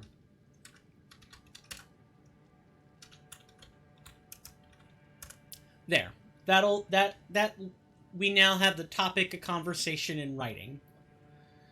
So, COVID brain fog is generally described as a difficulty in focusing, or the inability to form words properly. There are set distinct symptoms for this, even though it is not a real symptom. Like in medical diagnosis, you can't say someone has COVID brain fog. That doesn't fly with a medical journal. This is strictly street jargon. You would say the symptoms that comprise the brain fog. Inability to focus, has a hard time formulating thoughts or sentences, sometimes is unresponsive for like a minute, something like that. That collection of symptoms, where does it come from? So supposedly the study or the stat is like 1 out of every 6 people get long COVID, and sometimes a symptom of long COVID is brain fog, or that collection of symptoms I mentioned earlier. Apart from that, I don't really know, and there still isn't really a lot that's understood about long COVID, just that sometimes the viral effects stick around despite being over it. Some people think it has to do with the vaccines. Specifically in serum studies, it's shown that people who have the vaccine tend to have spike protein in the serum, and that's probably just a leftover of adaptation. It's not unheard of for cells to get an adaptation like that. Bacteria sometimes do it, where they'll actually take on a feature of a virus and weaponize it later. I could show the picture of this perhaps a bit later, but it isn't unheard of. However, that combination of there's still something left over in your blood after the infection is over, combined with how long the symptoms are there, how long the virus is there in your body, and what systems it's exactly affecting, determines what kind of long COVID symptoms you get if you have it. Like I said, still not fully understood, and long COVID is a somewhat idiosyncratic thing where There are a collection of symptoms that are common with long COVID, but not every person is guaranteed to have the exact same set of symptoms when it comes to long COVID. Kind of like no two people have the same sorts of symptoms with a cold or flu. Sometimes people have body aches, sometimes they don't. Sometimes people lose their sense of taste or don't recover their sense of smell fully from COVID-19. Some don't. You can. I noticed I had long COVID when my cough didn't fully go away. Granted, I already had a cough before I got COVID. I live in a house with a smoker. I'm gonna get it. But it was definitely worse while I had COVID, and it returned to some level of intensity between I've got a smoker's cough, or can't I have a little bit of one, and I have COVID cough. That's how I knew I had it then. Not fun. And I was able to come up with a reasonable deduction of having long COVID. I had some other symptoms that pointed toward it. I won't say I 100% diagnosed it. I could totally be debunked by my own doctor later, but you know, if it walks like a duck, talks like a duck, and quacks like one, it probably is. With very few exceptions. Very few. Trying to think if there's anything else I have not shown yet. Or if we could get back to what we were doing. I keep meaning to show off. No, I think I did. Or I just removed the mark. Maybe I'll show it later on a VOD or something. By the way, if it takes you a while to come up with words or think, I say that's fine. You know, that probably is a blessing in disguise. If only I didn't completely blank out during it. That's something else, too. It's not like, when I typically blank out, where I'm just kind of like, I'm thinking of things I want to say. Sometimes I just completely blank out. And that's bad. I would be interested in knowing whether or not that is actually the constitutional defining feature of long COVID. That would require me getting an actual doctor, though, which right now I'm between doctors, so that's not going to work. I have to find a new PCM, and I'll have to go through, you know, day one medical procedures, routines and stuff, tests. Fun. Don't like it, but it has to be done if I want to establish a baseline. And I have to find one my insurance can afford, and I can afford. You miss having your insurance paid for. It's great until be thankful for your parents, folks, because once you have to fund this stuff on your own, it's not a joke. It sucks. But I know them's the breaks. That's how being an adult works. You figure out what your adult responsibilities are, and you figure out a way to make that happen. Even if you have to claw, scrape, and bite to get a doctor and some form of medical insurance, you should just do that. Because health is the most important thing you have. You can't do anything if you die. As a result of your core philosophy, you reached a spot where you find it very hard to get mad at anyone or blame people. I only get to do that when my mental energy is gone, although at that point many other bad things happen as well. Yeah, my sibling complains about this. I'm a super patient individual. There's hardly anything that makes me mad. Someone has to kind of be a jerk to make me upset. And even then, they gotta make it personal. They have to attack my character. They have to attack my ethic. I don't like that. That gets on my nerves really fast. I can only take so much of that. And then I get mad. I'm definitely not a perfect person. I'm patient to a fault, as my sibling would say. I'm very patient with people. When I was a raid captain in an MMO, World of Warcraft, the only major place to be a raid captain at the time, um, I dealt with people yelling at me all the time. Maybe that's part of it. It's like I'm sort of desensitized to people's BS, to, the random odd things that people might say or do. I've seen it. Not everything. That would be haughty and naive, but I've seen a lot. I've heard a lot. I know things about people that I shouldn't know. I know the things that they say that I shouldn't have heard, but I did, and I had to bear those secrets for them, as well as for myself, or I could get into a lot of trouble for parroting them out. And you also kind of become a psychologist and a therapist when you're someone's raid lead, because you're having to manage people. That's really what raid leading is about. It's kind of like work. You manage people. Granted, it's over a video game. It's not a real... It's not a real job. But with the amount of people you have to interface with and constantly coordinating things with people, it might as well be a real job. I'm really patient, but I cannot get yelled at. I don't mind getting yelled at if it isn't directly about me. If it is, that's kind of a problem.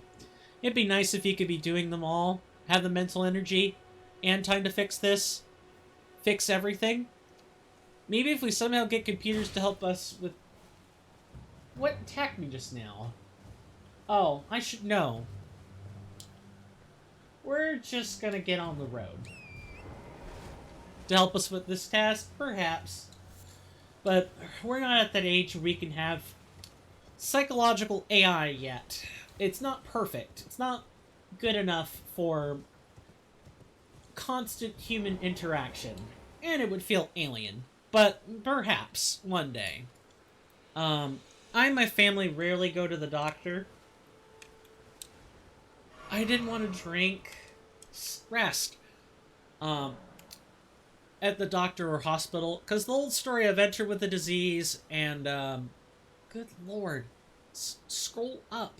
Please. I am starting to get annoyed with this chat doc. And get out with other two. Free healthcare, but it kind of sucks. Dirty hospitals bribe the doctors. When your grandma had COVID, your mom decided to take care of her at home rather than leaving her at the hospital. Yeah, if it was advanced, I'd know of it. It'd be pretty known. Yeah. Problem is, it's very hard, very hard task to build such a thing. Yeah. And it's controversial. Because the more and more AI or technology becomes human or sentient, the more ethical questions we have to ask ourselves. And in going back to the conversation about, taking matters into your own hands in regards to COVID, I can't say I blame you. Some people, all they need to do is drink some orange juice, shelter in place for a day or two, get the appropriate document, and then they feel better. Okay, they feel better, then get the right document, but you know what I mean. Others, kills them. And some others, sick as a dog, and they come out and they're right as rain, or maybe never fully recover. I can't say I blame you. COVID is really quite the mess. It's not even just the science. It's so partisanized. It's not funny. Everyone's... You know what they say. Never let a good crisis go to waste. That's exactly what our politicians do. All over the globe. They never let a good crisis go to waste. And the human species is paying a price for that. Conceptually controversial, and it needs a lot of computing power. Yeah, I agree. Here's a topic I didn't get to think about as much as you wanted. If mind uploading becomes a thing, what happens when you copy paste it? Or if robot clones of yourself that use your uploaded mind? I mean, you got the meds in the hospital, and they gave them. Yeah, okay, that's fine because it's the medicine. That's really the important part. Clogging up an ICU bed is probably not necessary. And that's probably a good way of handling it. People tend to recover better when they're in comfortable places that they know about, like their home. Um, I had, I think this was my grandmother on my father's side. Uh, she ended up having to, like, she was put in hospice during her final days, but she never really liked it. She wanted her last moments to be at home with people who loved her. That's a comforting thing to think about. People might be asking, well, what the heck am I doing at this moment, this juncture? And the answer to that is, we have this one last thing that we kind of need to show. I already have the item, but I need to show where it is so that other people know what to do and how to get to it.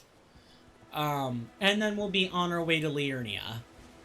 I'm glad she's fine now. We were really worried. We all had COVID, but she was the most affected. Yeah, COVID is an elderly killer. It really is. It also kills you if you're overweight a whole bunch. Like, I've had a bout with COVID, and I was fine. I think if I were 10 years older, and I still weigh as much as I do, I probably would not be here right now. I'm thankful for the good health that I have. It's one of the few things I have going for me. And I try not to allude to it or take it for granted. I try not to test my health.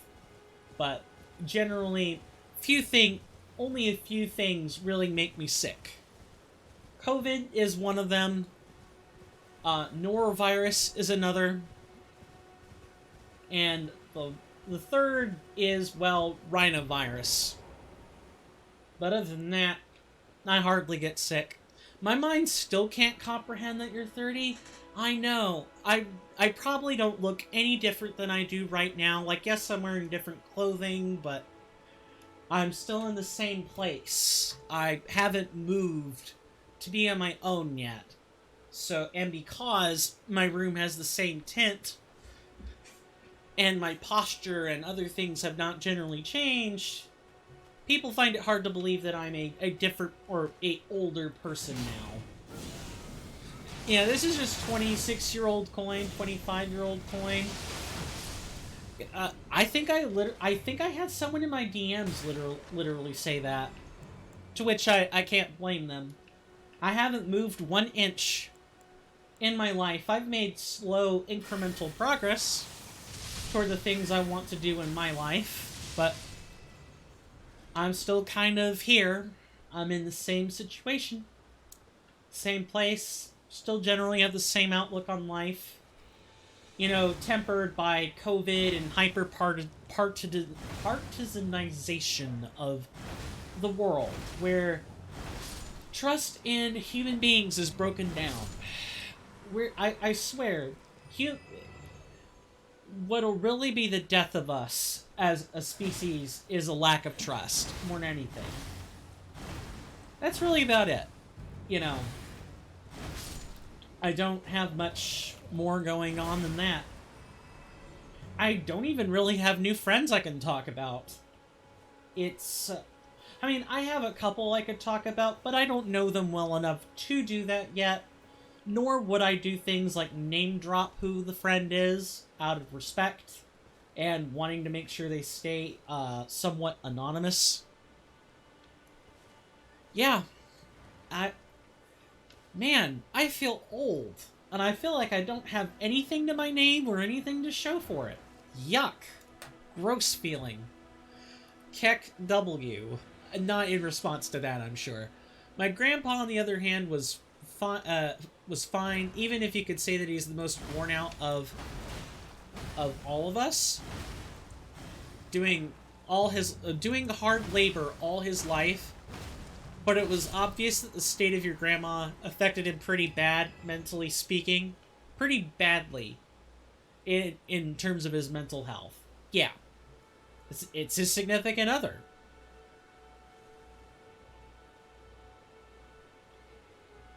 Making sure you said that you don't have anything significant.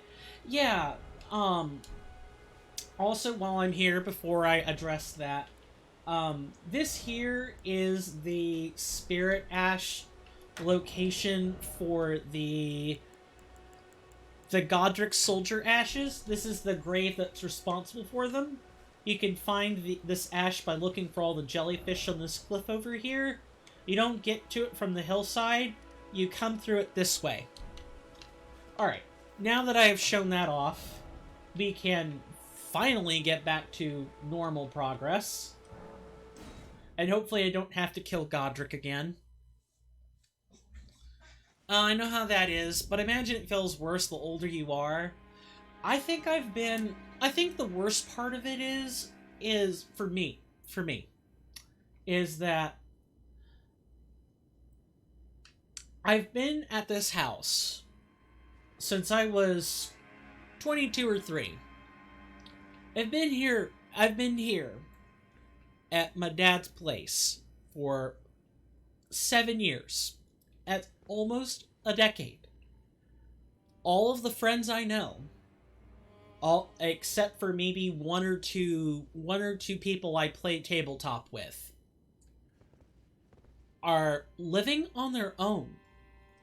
Because that's a commonplace thing in America. You're typically out of your parents' house by around 25. But I don't have a marketable degree yet. I don't have the bachelor's I need. I don't have the bachelor's degree I need to get into lab work yet. You have less chores to do?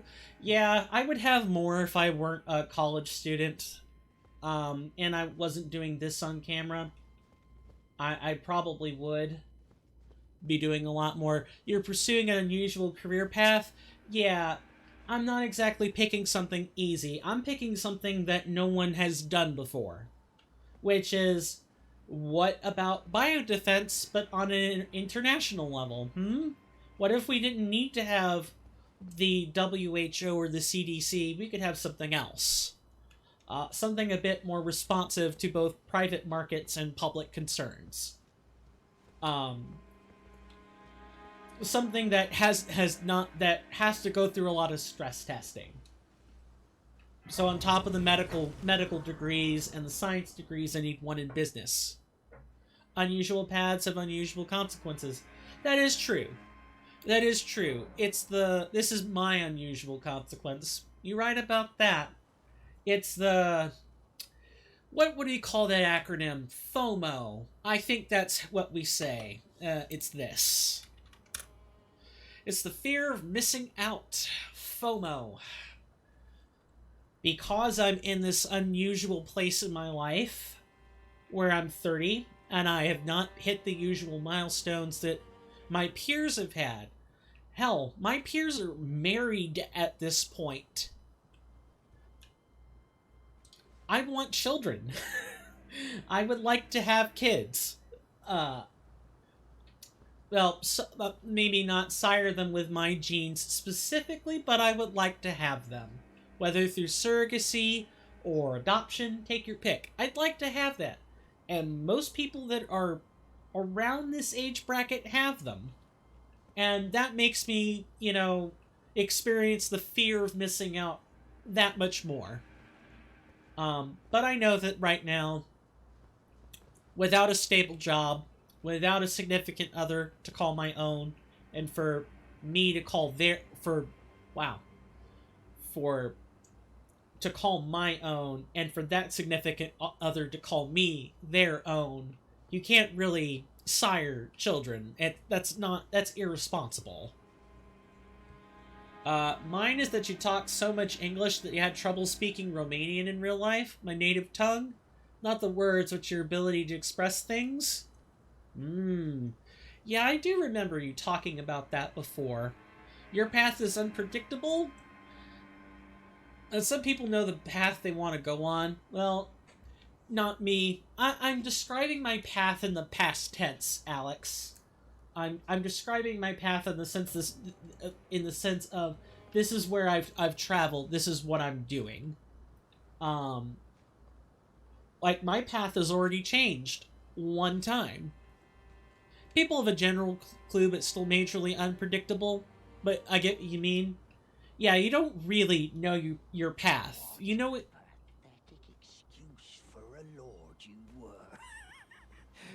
Oh, he got what I don't know. Oh, I know why we're seeing this dialogue again. We're seeing it again because I had to reset Godric several times to level up. Yeah, this guy is funny. I suppose I'm free. I can do whatever takes my fancy, can I? We're good, Gostock. Yeah, him stomping on Godric's head's pretty funny the first time. For example, you will go to uni, get a degree to not have taxes if I'm a programmer, then get hired as an assistant. And that is your plan, but it is not a path, because you have not traveled there yet. It is a path you are plotting. Add assist? Oh, the company. I'm sorry. Yep. You mentioned that before. Yeah, I definitely screwed the pooch on that one.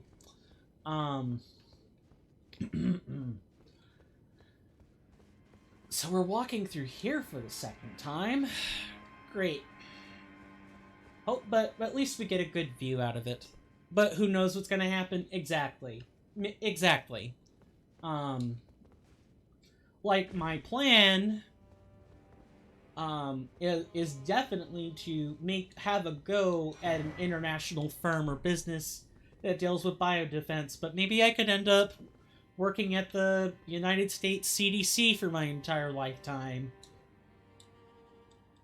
Or maybe I don't even get that far.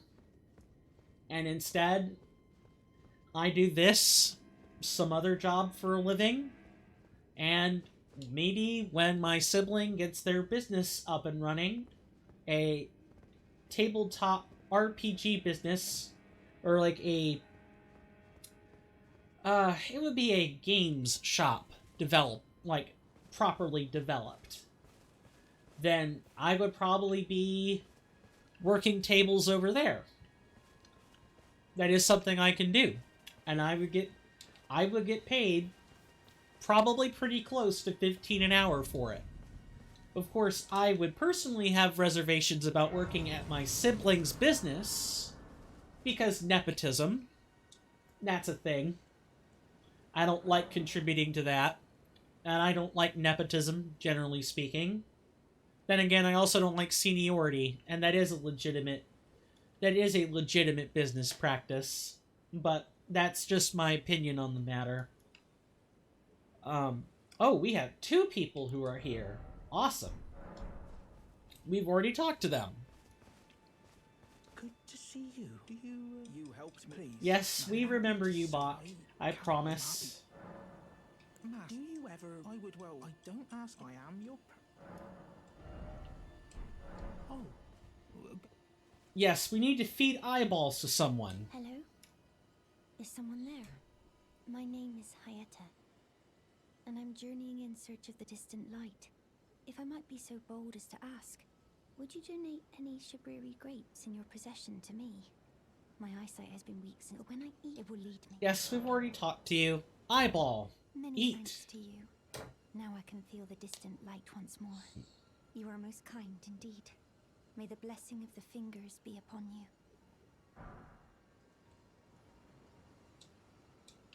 What happened here? Oh, did the battery go out? Please excuse me for a moment while I go change the battery. I'm probably gonna run an ad in the meantime to give us, 30 minutes of no pre-roll.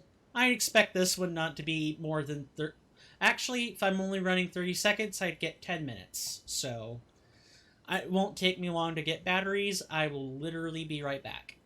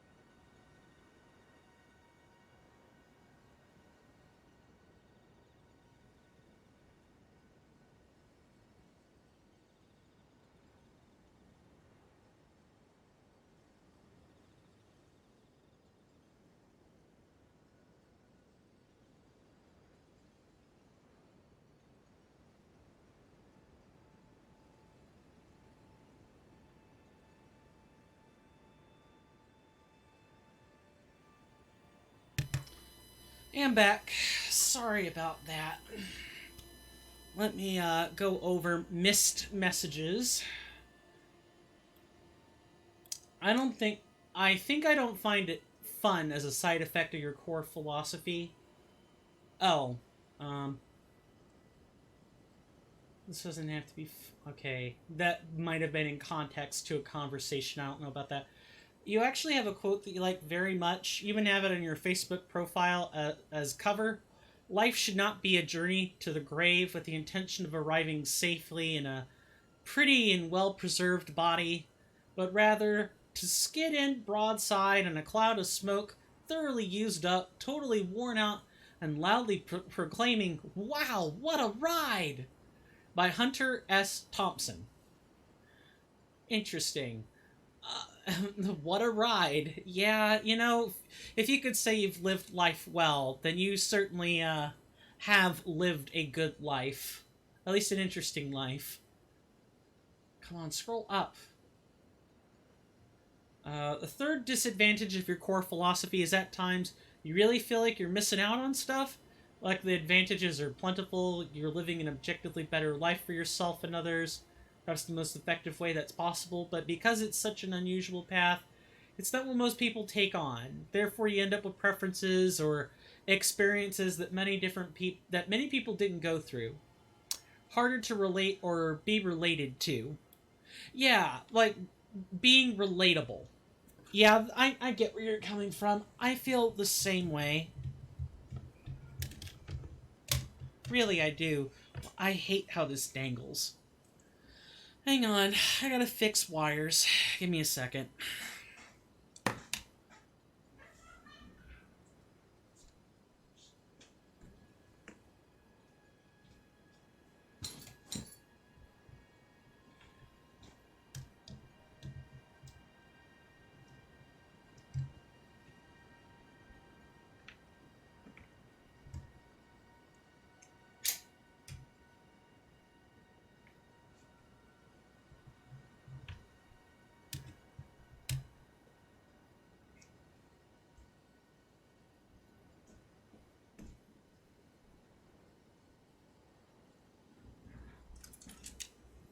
Okay.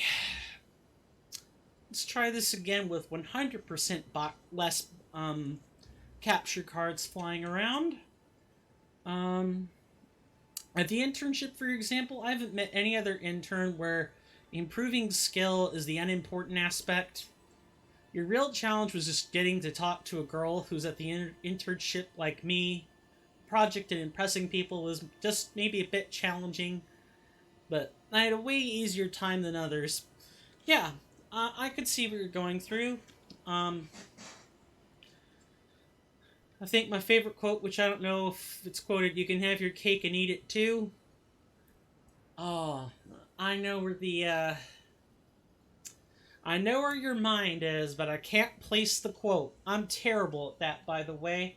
Don't ask me to place quotes. Unless I really know the source material, I can't do it. But I know where you're coming from. You are most kind. May the blessing. Well, well, well. At least we're finally in Liurnia, and we could soak in a gorgeous nighttime view. And what a nighttime view it is. It's cloudy, which means there's going to be rain soon. Basically, there is a better way of doing things, which will fix everything we may desire. Always the case. It's one of those. It's the opposite of you can't have it all. You can't have your cake and also eat it. That's the inverse of that statement. Now it makes sense. I don't know if you flipped that yourself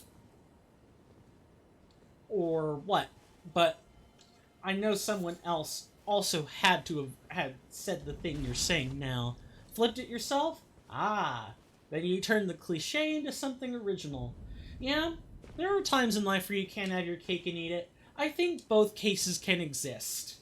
I really do. Like, it's important to understand when you have to pick between having your cake and eating it. And then there's striving for the ideal, where you really can practically eat your cake and have it too. Really believe we can have everything. It's possible and practical. Well, not practical always. Yeah. But generally, whatever issue you have, I won't guess what comes next. I'll talk to you again, though. Hi, Topes. You're tarnished. Then believe it or for a... Yes, take your 10 runes. Bless you. You are a true... My name is Topes. Presuming you're only... Everyone calls this guy Tops or Thops. It's Topes. Even I call him Tops sometimes. I could make so many jokes about that name, but I'm not going to. Instead, we're just going to purchase this and be on our merry way. Apologies, friend. I'm afraid my meager sorceries are no match for your generosity. We've already heard all this. The academy, as you might have guessed, making entry to...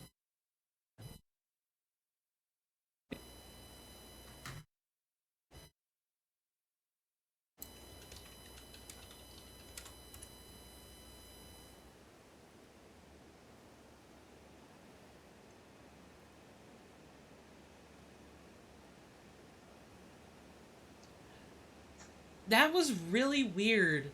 Where did they fall? I think so my frames did this really weird thing where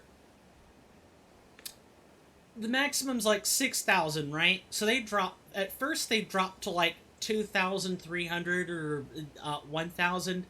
And then there was this really big spike at 13k before eventually coming all the way down, back down to 6,300.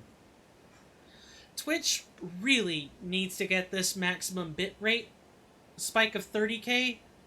I must have blended syllables together. That's normal. Tries to resend packets. Yeah, that does make some sense. That actually does make some sense. Why am I feeling around for coffee I no longer have? Yeah, that does make sense. I saw a... let's see. I want to make sure I didn't miss something. You can find a solution either by getting the thing you want through some way or make yourself not desire it to that extent. It saves the frames in a buffer and tries to resend them? I didn't know that. Thanks for the enlightenment. I knew the packets had to go somewhere, and I think if I probably could have logically come to that conclusion, but thank you for the enlightenment. Appreciate it. I'm sure when I take my minor courses in computer science, I'll get to know a little bit more about that. Why not find yourself a glintstone key? Without one, and you'll never. Yes, we know all of this. But still, Mashing through the dialogue is your typical FromSoft experience. you've taken an apprenticeship with Selen. Well, that is Selen. I followed that Selen was accused. I still the illustrious. Seek lest. Am I right, or am I right? Regarding the quote, in reality, getting everything is not actually possible most of the time. Yeah, exactly. It's important you strive for it.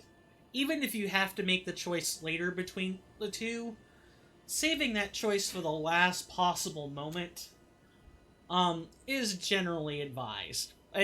And, you know, disincentivizing yourself to strive for being able to have your cake and eat it is a great way to get you know, compromises that, you know, leave a bad taste in your mouth.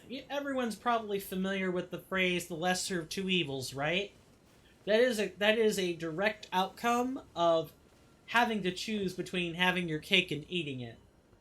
Like when voting for candidates. Sometimes people are like, well, I want my vote to actually mean something, so, you know, I'm just gonna vote even though I don't, like the outcome.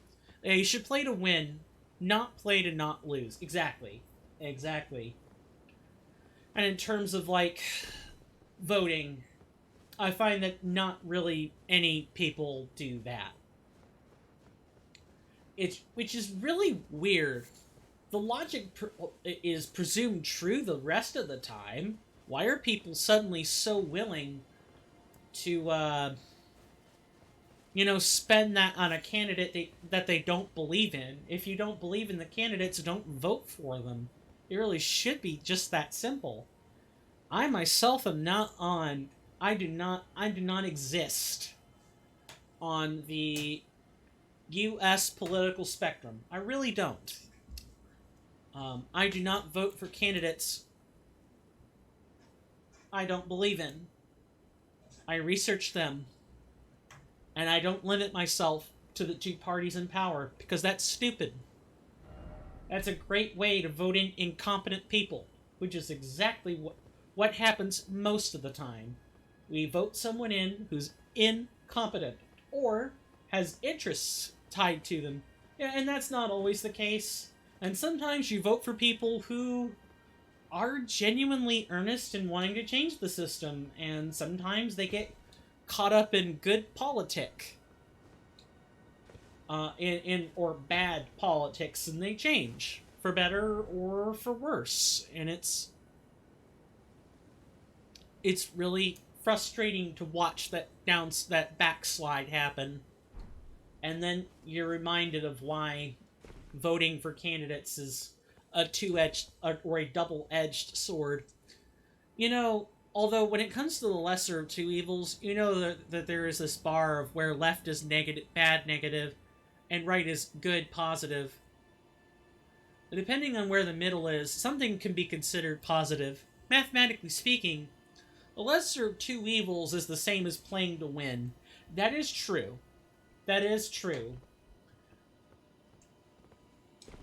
Yeah, and when we start talking political science or anything of that nature, I suppose that kind of breaks down, but I would generally be inclined to agree with you. Like,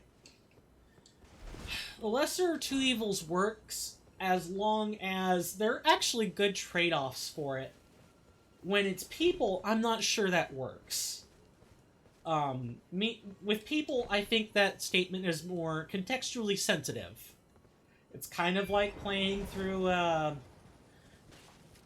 lesser two evils with people is kind of like playing an Assassin's Creed game, where depending on, you know, the exact context that person is in, determines whether or not it really is the lesser of two evils, or what those person's actions be considered the lesser of two evils. Yeah, there definitely is a problem with lesser two evils with two people. Yeah. Why am I throwing out poison?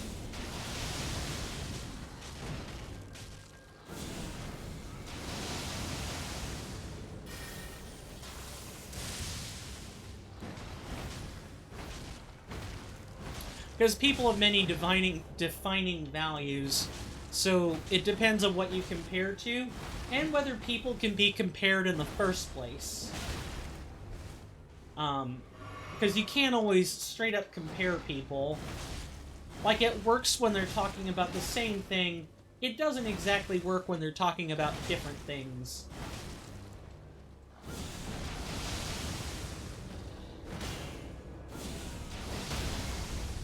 What the hell? Okay, I'm definitely making a clip of that. I don't know if anyone else caught that, and I will respond to that comment in just a moment. Let me make a clip.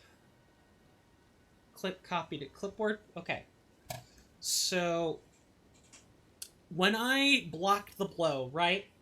I don't know if people saw this, but there was a white flash, which lets you know that you got a perfect deflection. We've been having this little problem for 18 episodes now, counting. And when we get a perfect deflection, the enemy is invulnerable for quite a few frames. And I don't think that's supposed to be the case. I've been meaning to get a clip of that behavior for a while. And what I'm going to do with that clip now is maybe edit it, like chop it to only the relevant bit, and then send that to Kerna for bug processing. Maybe there's a bug, maybe it's intentional, I'm not sure. But I aim to figure that out. So, the tangent. I get triggered when people talk about games and say that X game is better than Y game and don't say in what way. Yeah, I mean, people aren't obligated, but if you're gonna, like, be in discussions where people are trying to be objective about it, or, you know, people want to know the rationale, you should at least be willing to share it. And not be like, well, it doesn't need explanation. Fool, why are you in the debate? Why are you conversating if you're not willing to share your opinion? Yeah, that irritates me. Then again, I'm a creature that... I know I'm a human creature. I crave reasoning. I crave knowing people's justifications. It drives me insane when I don't know the reasoning for something. I'm not sure why that is. Maybe because I'm a partially logic-driven creature,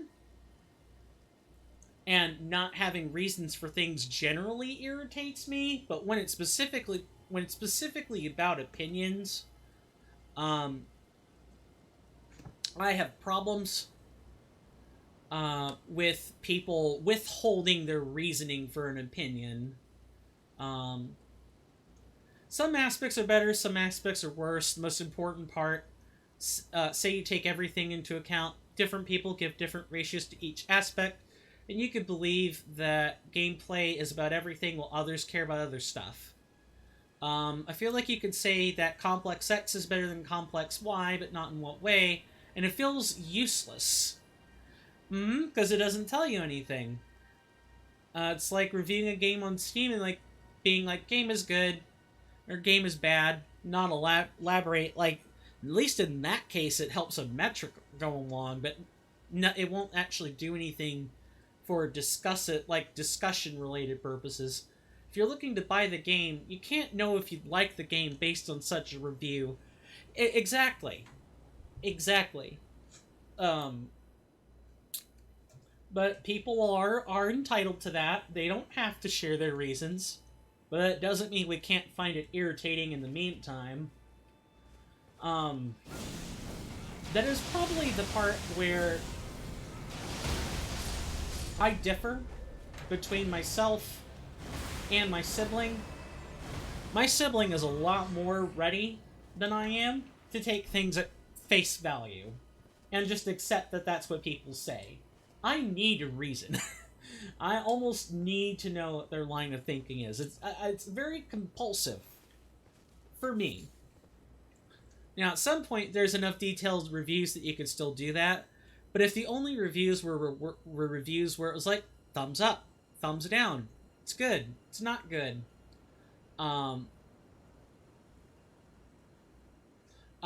There to at least explain a little bit more of what matters. Yeah, exactly. Like, there's no substance to it. It lacks substance. I get your desire to learn the line of thinking that someone has. I tried explaining this to my dad and my mom at various points in my life, that I am maybe logical's the wrong word. Maybe what I am looking for is a rationale-driven person. I like knowing the reasons people use for things. Because the conclusions are not as important as how it was reached. And I'm saying that both as reading your comment and as a personal statement for myself. When my dad and I debate each other, he views that as an attack on his intelligence. I think that was the phrasing he used. He thinks I think he's stupid, which, when I do that, and that's not at all the case. Because if the rationale is wrong, then the conclusion is wrong. It's faulty, and even if you reach the conclusion, a correct conclusion, in air quotes, if the conclusion is based on faulty evidence, it's not going to work. Like, people are going to pick holes in that. Imagine if Gregor Mendel, the father of genetics, had tried to explain, modern genetic theory, or particulate inheritance. That's the theory that he ultimately crafted. Imagine if he tried to explain that, I forgot my words. Let me read this as context. Without explaining why he came up with that theory. Without explaining by math and data and saying, according to this data, which I statistically derived, I've deduced that these traits are pure when he bred his pea plants, and based on watching several observation patterns and plotting the statistics for those, this is my conclusion. If he didn't do that and just stated his theory, the people that believed in the blending theory, where, like, the traits of both parents are blended into the offspring perfectly, and if something is lost, it's gone, whereas Mendel was kind of able to refute that with his data, that some traits do come back, and because of that, the blending theory doesn't work, it doesn't hold water. If he hadn't said that, we would likely still have blending theory today to describe what happens to people genetically. Let me scroll so I don't miss too many messages. Some streamer you watched rambled about the fact that he thinks games should be all about mechanics, because a good story can be written in a book or played in a movie, but mechanics are something unique to games. I'll get to that in a second. It's all about your method to reach that conclusion. More of what we talked about earlier. I really feel that my parents also think that when I ask similar things, if you pick the right conclusion by accident, you still you still kind of find it flawed, but less harmful than someone who didn't get things random. This thing is really present when people hate on X known person for doing Y without looking at the other side. Whoever you side with, if you didn't look at both sides, it's irrelevant because it's uneducated. An uneducated opinion is likely a useless opinion, or at least formulated by beliefs, feelings, and inaccurate information rather than totally useless. It's a perspective, but it can also be worse than useless at times. Uneducated opinions are dangerous. They can be very dangerous. Let not the man teach who did not imbibe the subject deeply. think that's... I'm paraphrasing and embellishing the quote by Alexander Pope, who cautioned against, only reading the surface level of a subject. If you don't truly understand it, then trying to disseminate that information can be potentially dangerous. Sounds about right. All that... Oh, response. Now, coming back to what Alex had said earlier, I would like to at least get this. I'm going to at least get the map, because I know we're kind of running out of time. So I have to beeline it to the map.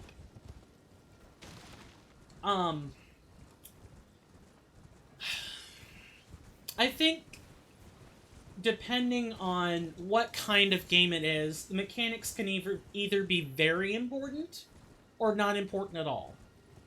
Like, if it's a point-and-click adventure, I would say mechanics are not that important, because the point in a point-and-click adventure is not, how many interesting ways can I make the player press A, or, R and B, right mouse button, or,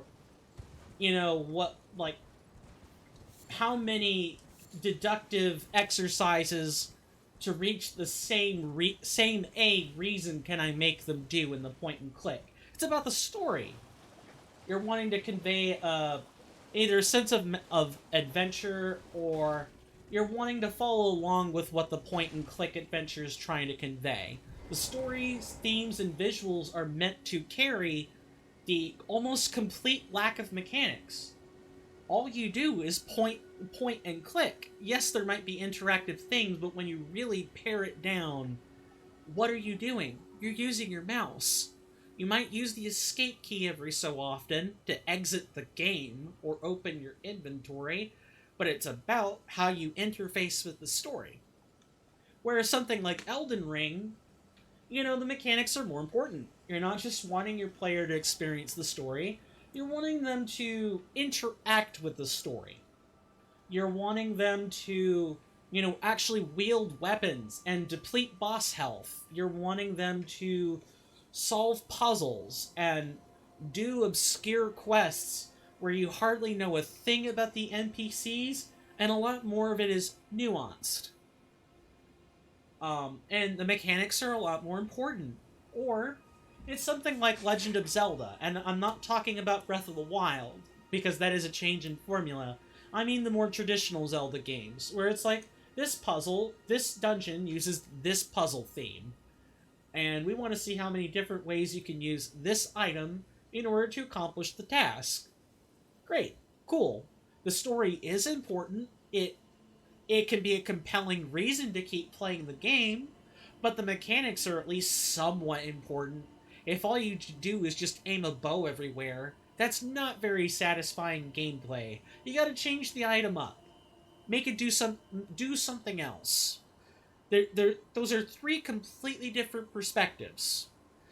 I could see where the guy's coming from, but I think with that particular streamer, I think they have a preference for games with a high amount of mechanics or a high amount of player interaction, and something like a point-and-click adventure would bore them to death, and probably wouldn't be the game for them to play.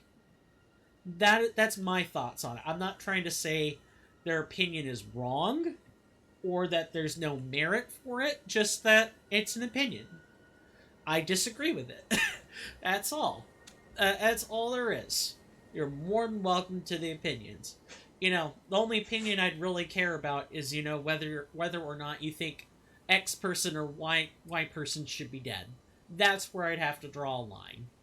Let me read these messages again. Let's see. All these games have their place. Sometimes you want something more demanding in X way. Sometimes not really. Played a lot of Satisfactory recently with a friend. Ah, okay. And for my knowledge,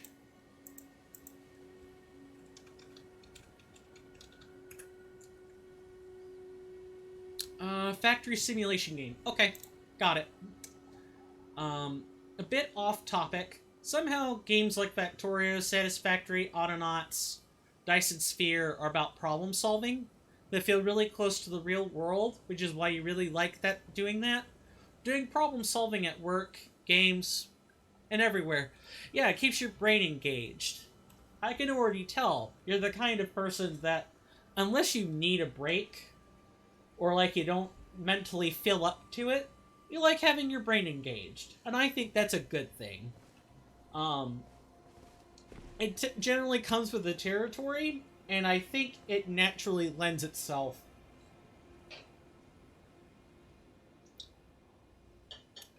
toward having a line of work in any highly logical profession or field. It's natural.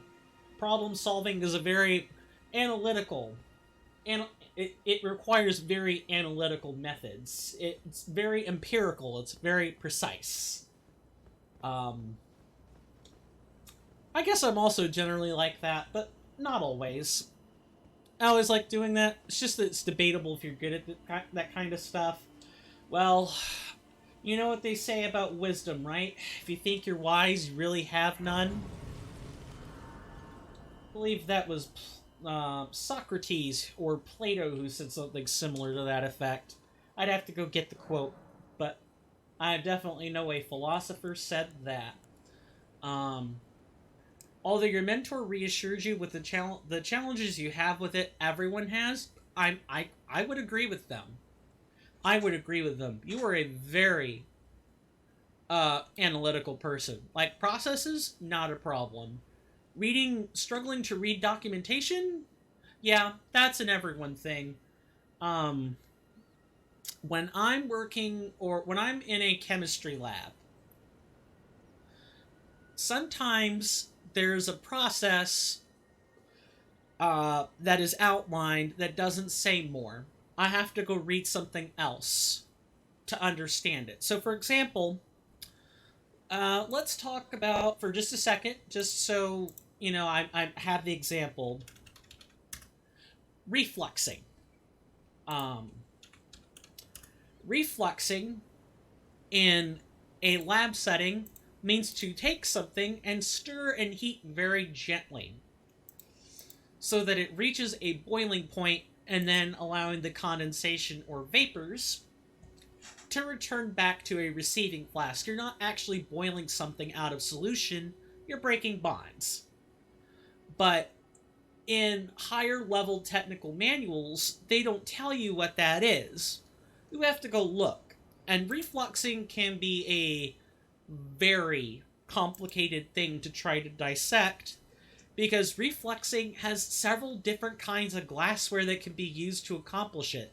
Sometimes you have large heating mantles that have an incorporated stir bar, so all you have to do is plug up the heating mantle and put on a few knobs and you're good to go. Sometimes you have a whole setup and you actually got to manually stir. Sometimes you have a stir bar you can use, and the heating is done through a burner, not through a mantle. Of course, most of the time, it's done through a heating mantle that has an incorporated magnetic bar into it, but depending on the lab you get, sometimes you have to read through the arcane manuals to figure out what exactly you're doing. Sometimes lab work is not about, it's not about it's not about the science itself. It's about the technology you use with it. Or sometimes reading about how glassware was made. Make sure not missing this. I had so many numerous times you felt very dumb while reading a paragraph 20 times while programming. Now, I'm probably fusing those two sentences there. That was a while ago. Somehow you advanced enough that this rarely happens. It's a skill you're good at. It's something that you're practiced in. It makes a lot of sense. And you're also the type of person that's very good at troubleshooting. You've said this yourself. That analytical mind gives you that gift in addition. So if you get good enough at troubleshooting, and you get enough at actually, like, working with the things you're programming, the hiccups happen a lot less. Well, Python at least, wait until you start making browser extensions. starting from zero will make me feel dumb again. I could see that. I could definitely see that. It's like when I went from genetics, like a genetics course, back to cell biology. It's like when I moved to that course, I had to review 1107 content again.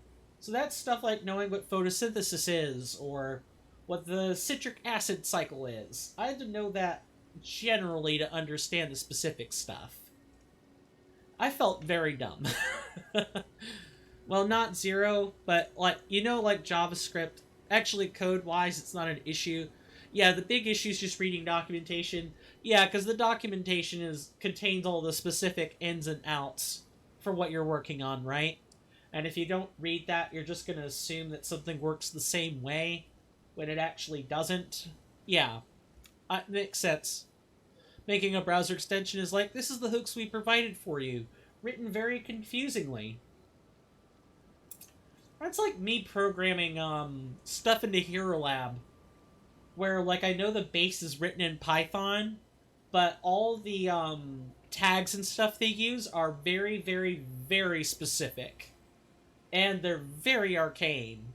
Some pieces of code are spaghetti when I look at them, and trying to code anything consistently using Hero Lab is, I don't even think about it. I still have a lot of coding I gotta get back to when I've got the time for it. One thing I do want to point out while I'm here at the lakeshore is that what Kernifer has done in terms of... Make sure this isn't important.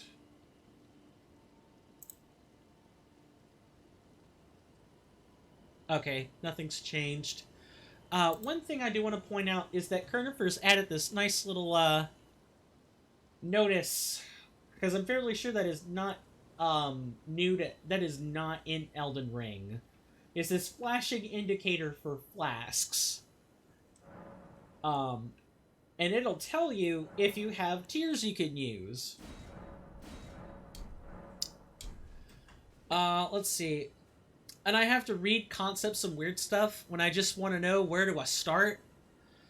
So, when I say get back to coding, what I mean is, my tabletop group, we played Pathfinder together. We use a client. Basically, it's a glorified number cruncher to put together all of our character portfolios and stuff. And Hero Lab runs off Python. It uses that as a base.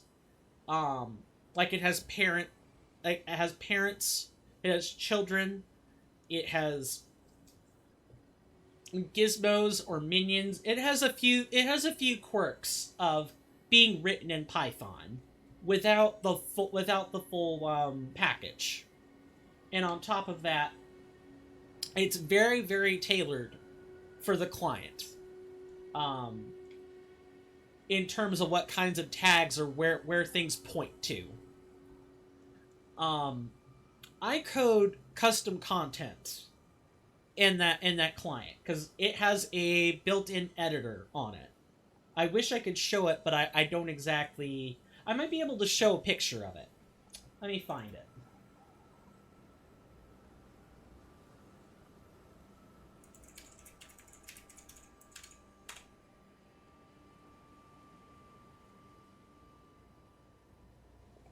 Let me find the picture. Open image, new tab. Okay, looks like this.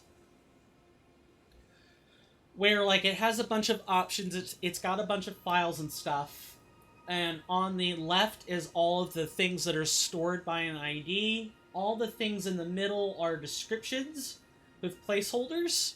Some of these buttons have, like, child objects in them that you can sort of work with. The panels on the right are typically a bunch of coding. They're typically a bunch of code fields. So, not the fields or the tags, but like eval scripts. are written using Python logic.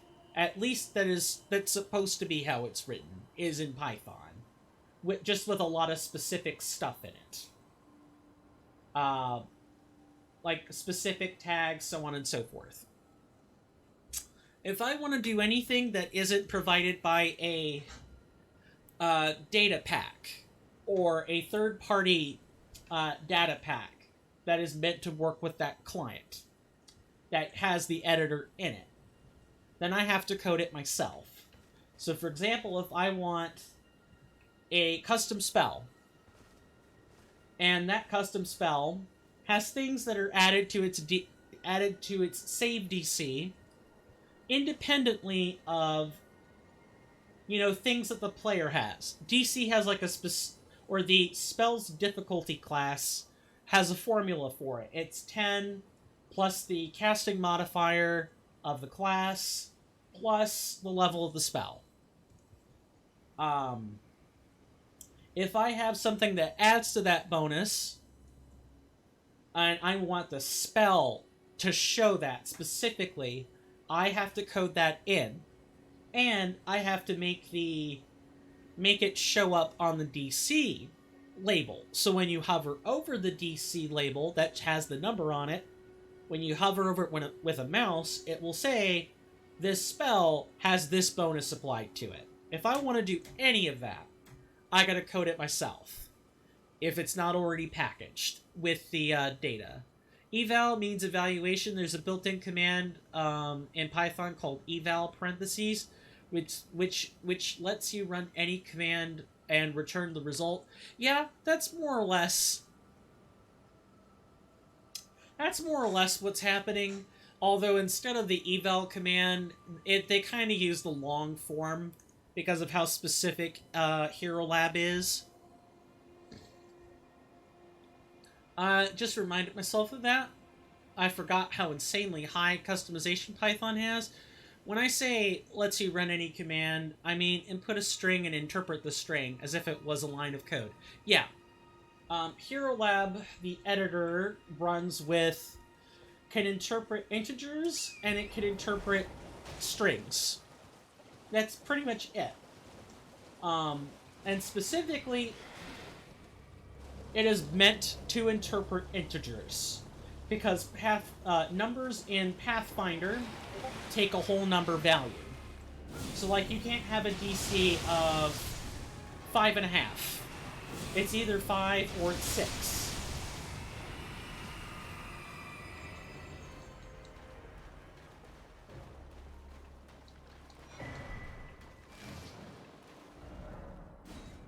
Okay, we have our lovely bit of map back. It sucks that I'm basically repeating this episode, but it can't be helped. Longer version, I'm sure it runs under the hood with like a execute or evaluate. Execute is evaluate without the returned response. It uses Python to get numbers out of strings. Sometimes. Typically, if you're working with a string, you don't get to typecast it into an integer, but, like, it can do this sometimes depending on the command. Sometimes you need to know a character value or a specific character in a string, and it can return that as an integer, but that hardly ever comes up. Usually, typecasting is not something you do in Hero Lab. You either convert one string into another string with some pointers along the way, or you convert one integer into another integer. And that's pretty much about it.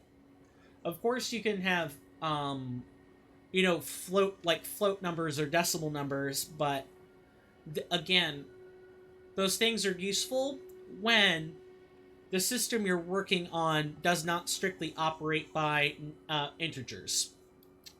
Fun fact, when converting a string into an integer, you can write stuff like 8_274_244.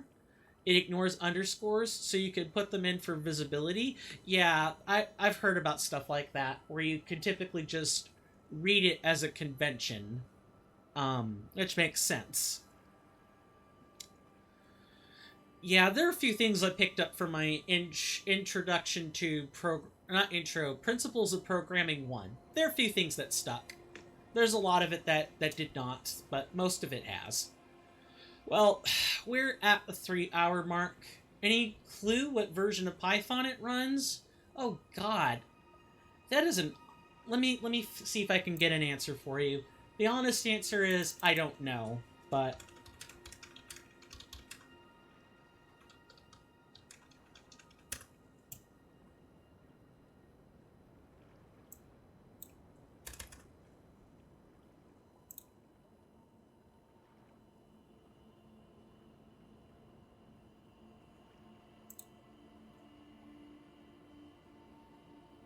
hmm.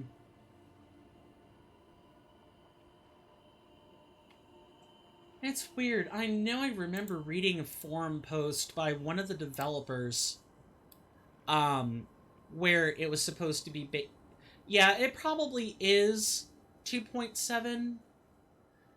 That would be my guess, but I don't know for sure. Sorry.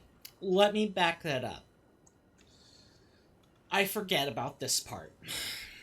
So, to actually run things inside of the database in Hero Lab is Python.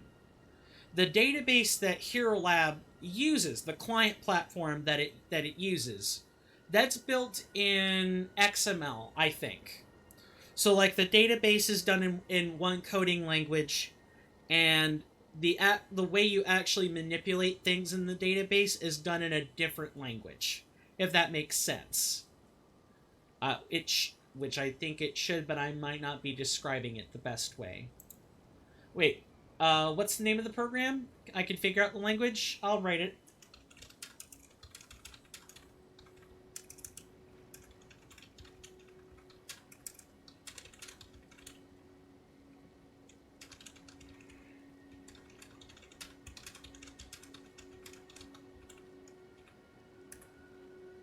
Yeah, I need to make sure I point you toward the client and not the online.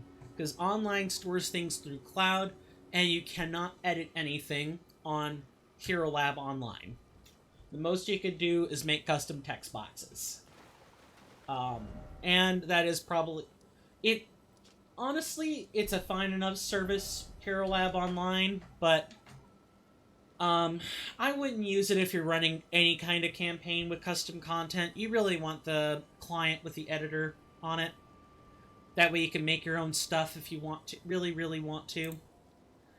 Well, we're at the 3-hour mark, and we really have kind of been... Is this it? That is the online API. I know that the online version has an API client, but that is not it. Because it's dealing with Hero Lab Online. But good to know that it uses an API. We're gonna find someone to hopefully raid. God. I hate not having this thing muted. I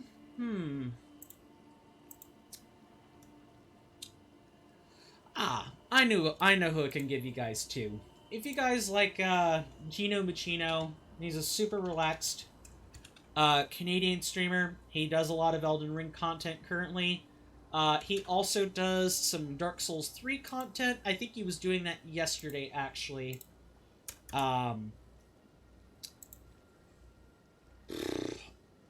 Yeah, I want to say he was doing hitless Dark Souls 3, and that is a different beast entirely. Hopefully the pre-roll hasn't been too bad, but I'm fairly sure I've dropped the ball on ad management. I'm still in the process of figuring out exactly how I want to handle them, so I wasn't able to figure out the version in this time frame. Is the source code public somewhere? I might be able to find some forum posts for you and link them to you in private. I'll be able to do that. Just curious as if the app is built with Python or C#. Yeah. If you give me a few minutes, I can try to get that information to you. I know some posts and some pictures I can use to convey a better sense of what the code is. I can also point you to the Hero Lab editor wiki, if that helps.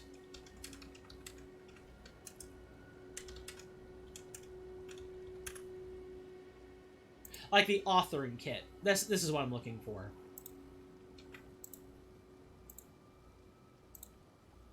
Because it could be C# and using IronPython. Yeah, let me do this. And then you can sort of sift around on this. Because it definitely has some parts that are... some parts that should be XML, and then to manipulate anything in the database should be in some form of Python. But I could be totally misremembering the discussion post about this. We've had a lot of good... Why am I looking over here? We've had a lot of good conversations today, guys. And for that, I really thank you a lot for the support. Really appreciate it. If you guys like the content, we were kind of all over the place today. So it might not be the best showing for... best showing in terms of, like, progress. We basically didn't go anywhere. Just so you know, XML is a kind of format and file extension. Ah. Okay. I don't know why I thought it was a coding language. Maybe because it was Greek to me. Who knows? But you can use it as a database? Gotcha. Yeah, so I knew that part of it was right. I just didn't think through it logically. Same as any text file? Makes sense. Financial support is... XML is a language. Markup, you think? Ah. Okay. Financial support is never required. I don't know why I continue looking to the right. I really want my webcam over there, but I kind of can't. It's never required, but financial support is always nice. What I may start doing the next time I get to stream is maybe try something new regarding gift subs. But I'll discuss that more in a post. But if you do like to financially support me in any way, I have links for that in the About Me section on Twitch. You can find those. Holy crap, it's 1:16. I have to work tomorrow. Last day of work. Last chance to talk to that girl probably ever. Okay, Rasby, thank you so much for stopping by. It was good talking with you. And, you know, go make sure you get some sleep for work tomorrow. I think I've done about as much shilling as I want to do. Don't think I've earned any more airtime than that. Just, you know, stay safe out there, folks. The world's crazy, and hurricanes and storms are everywhere.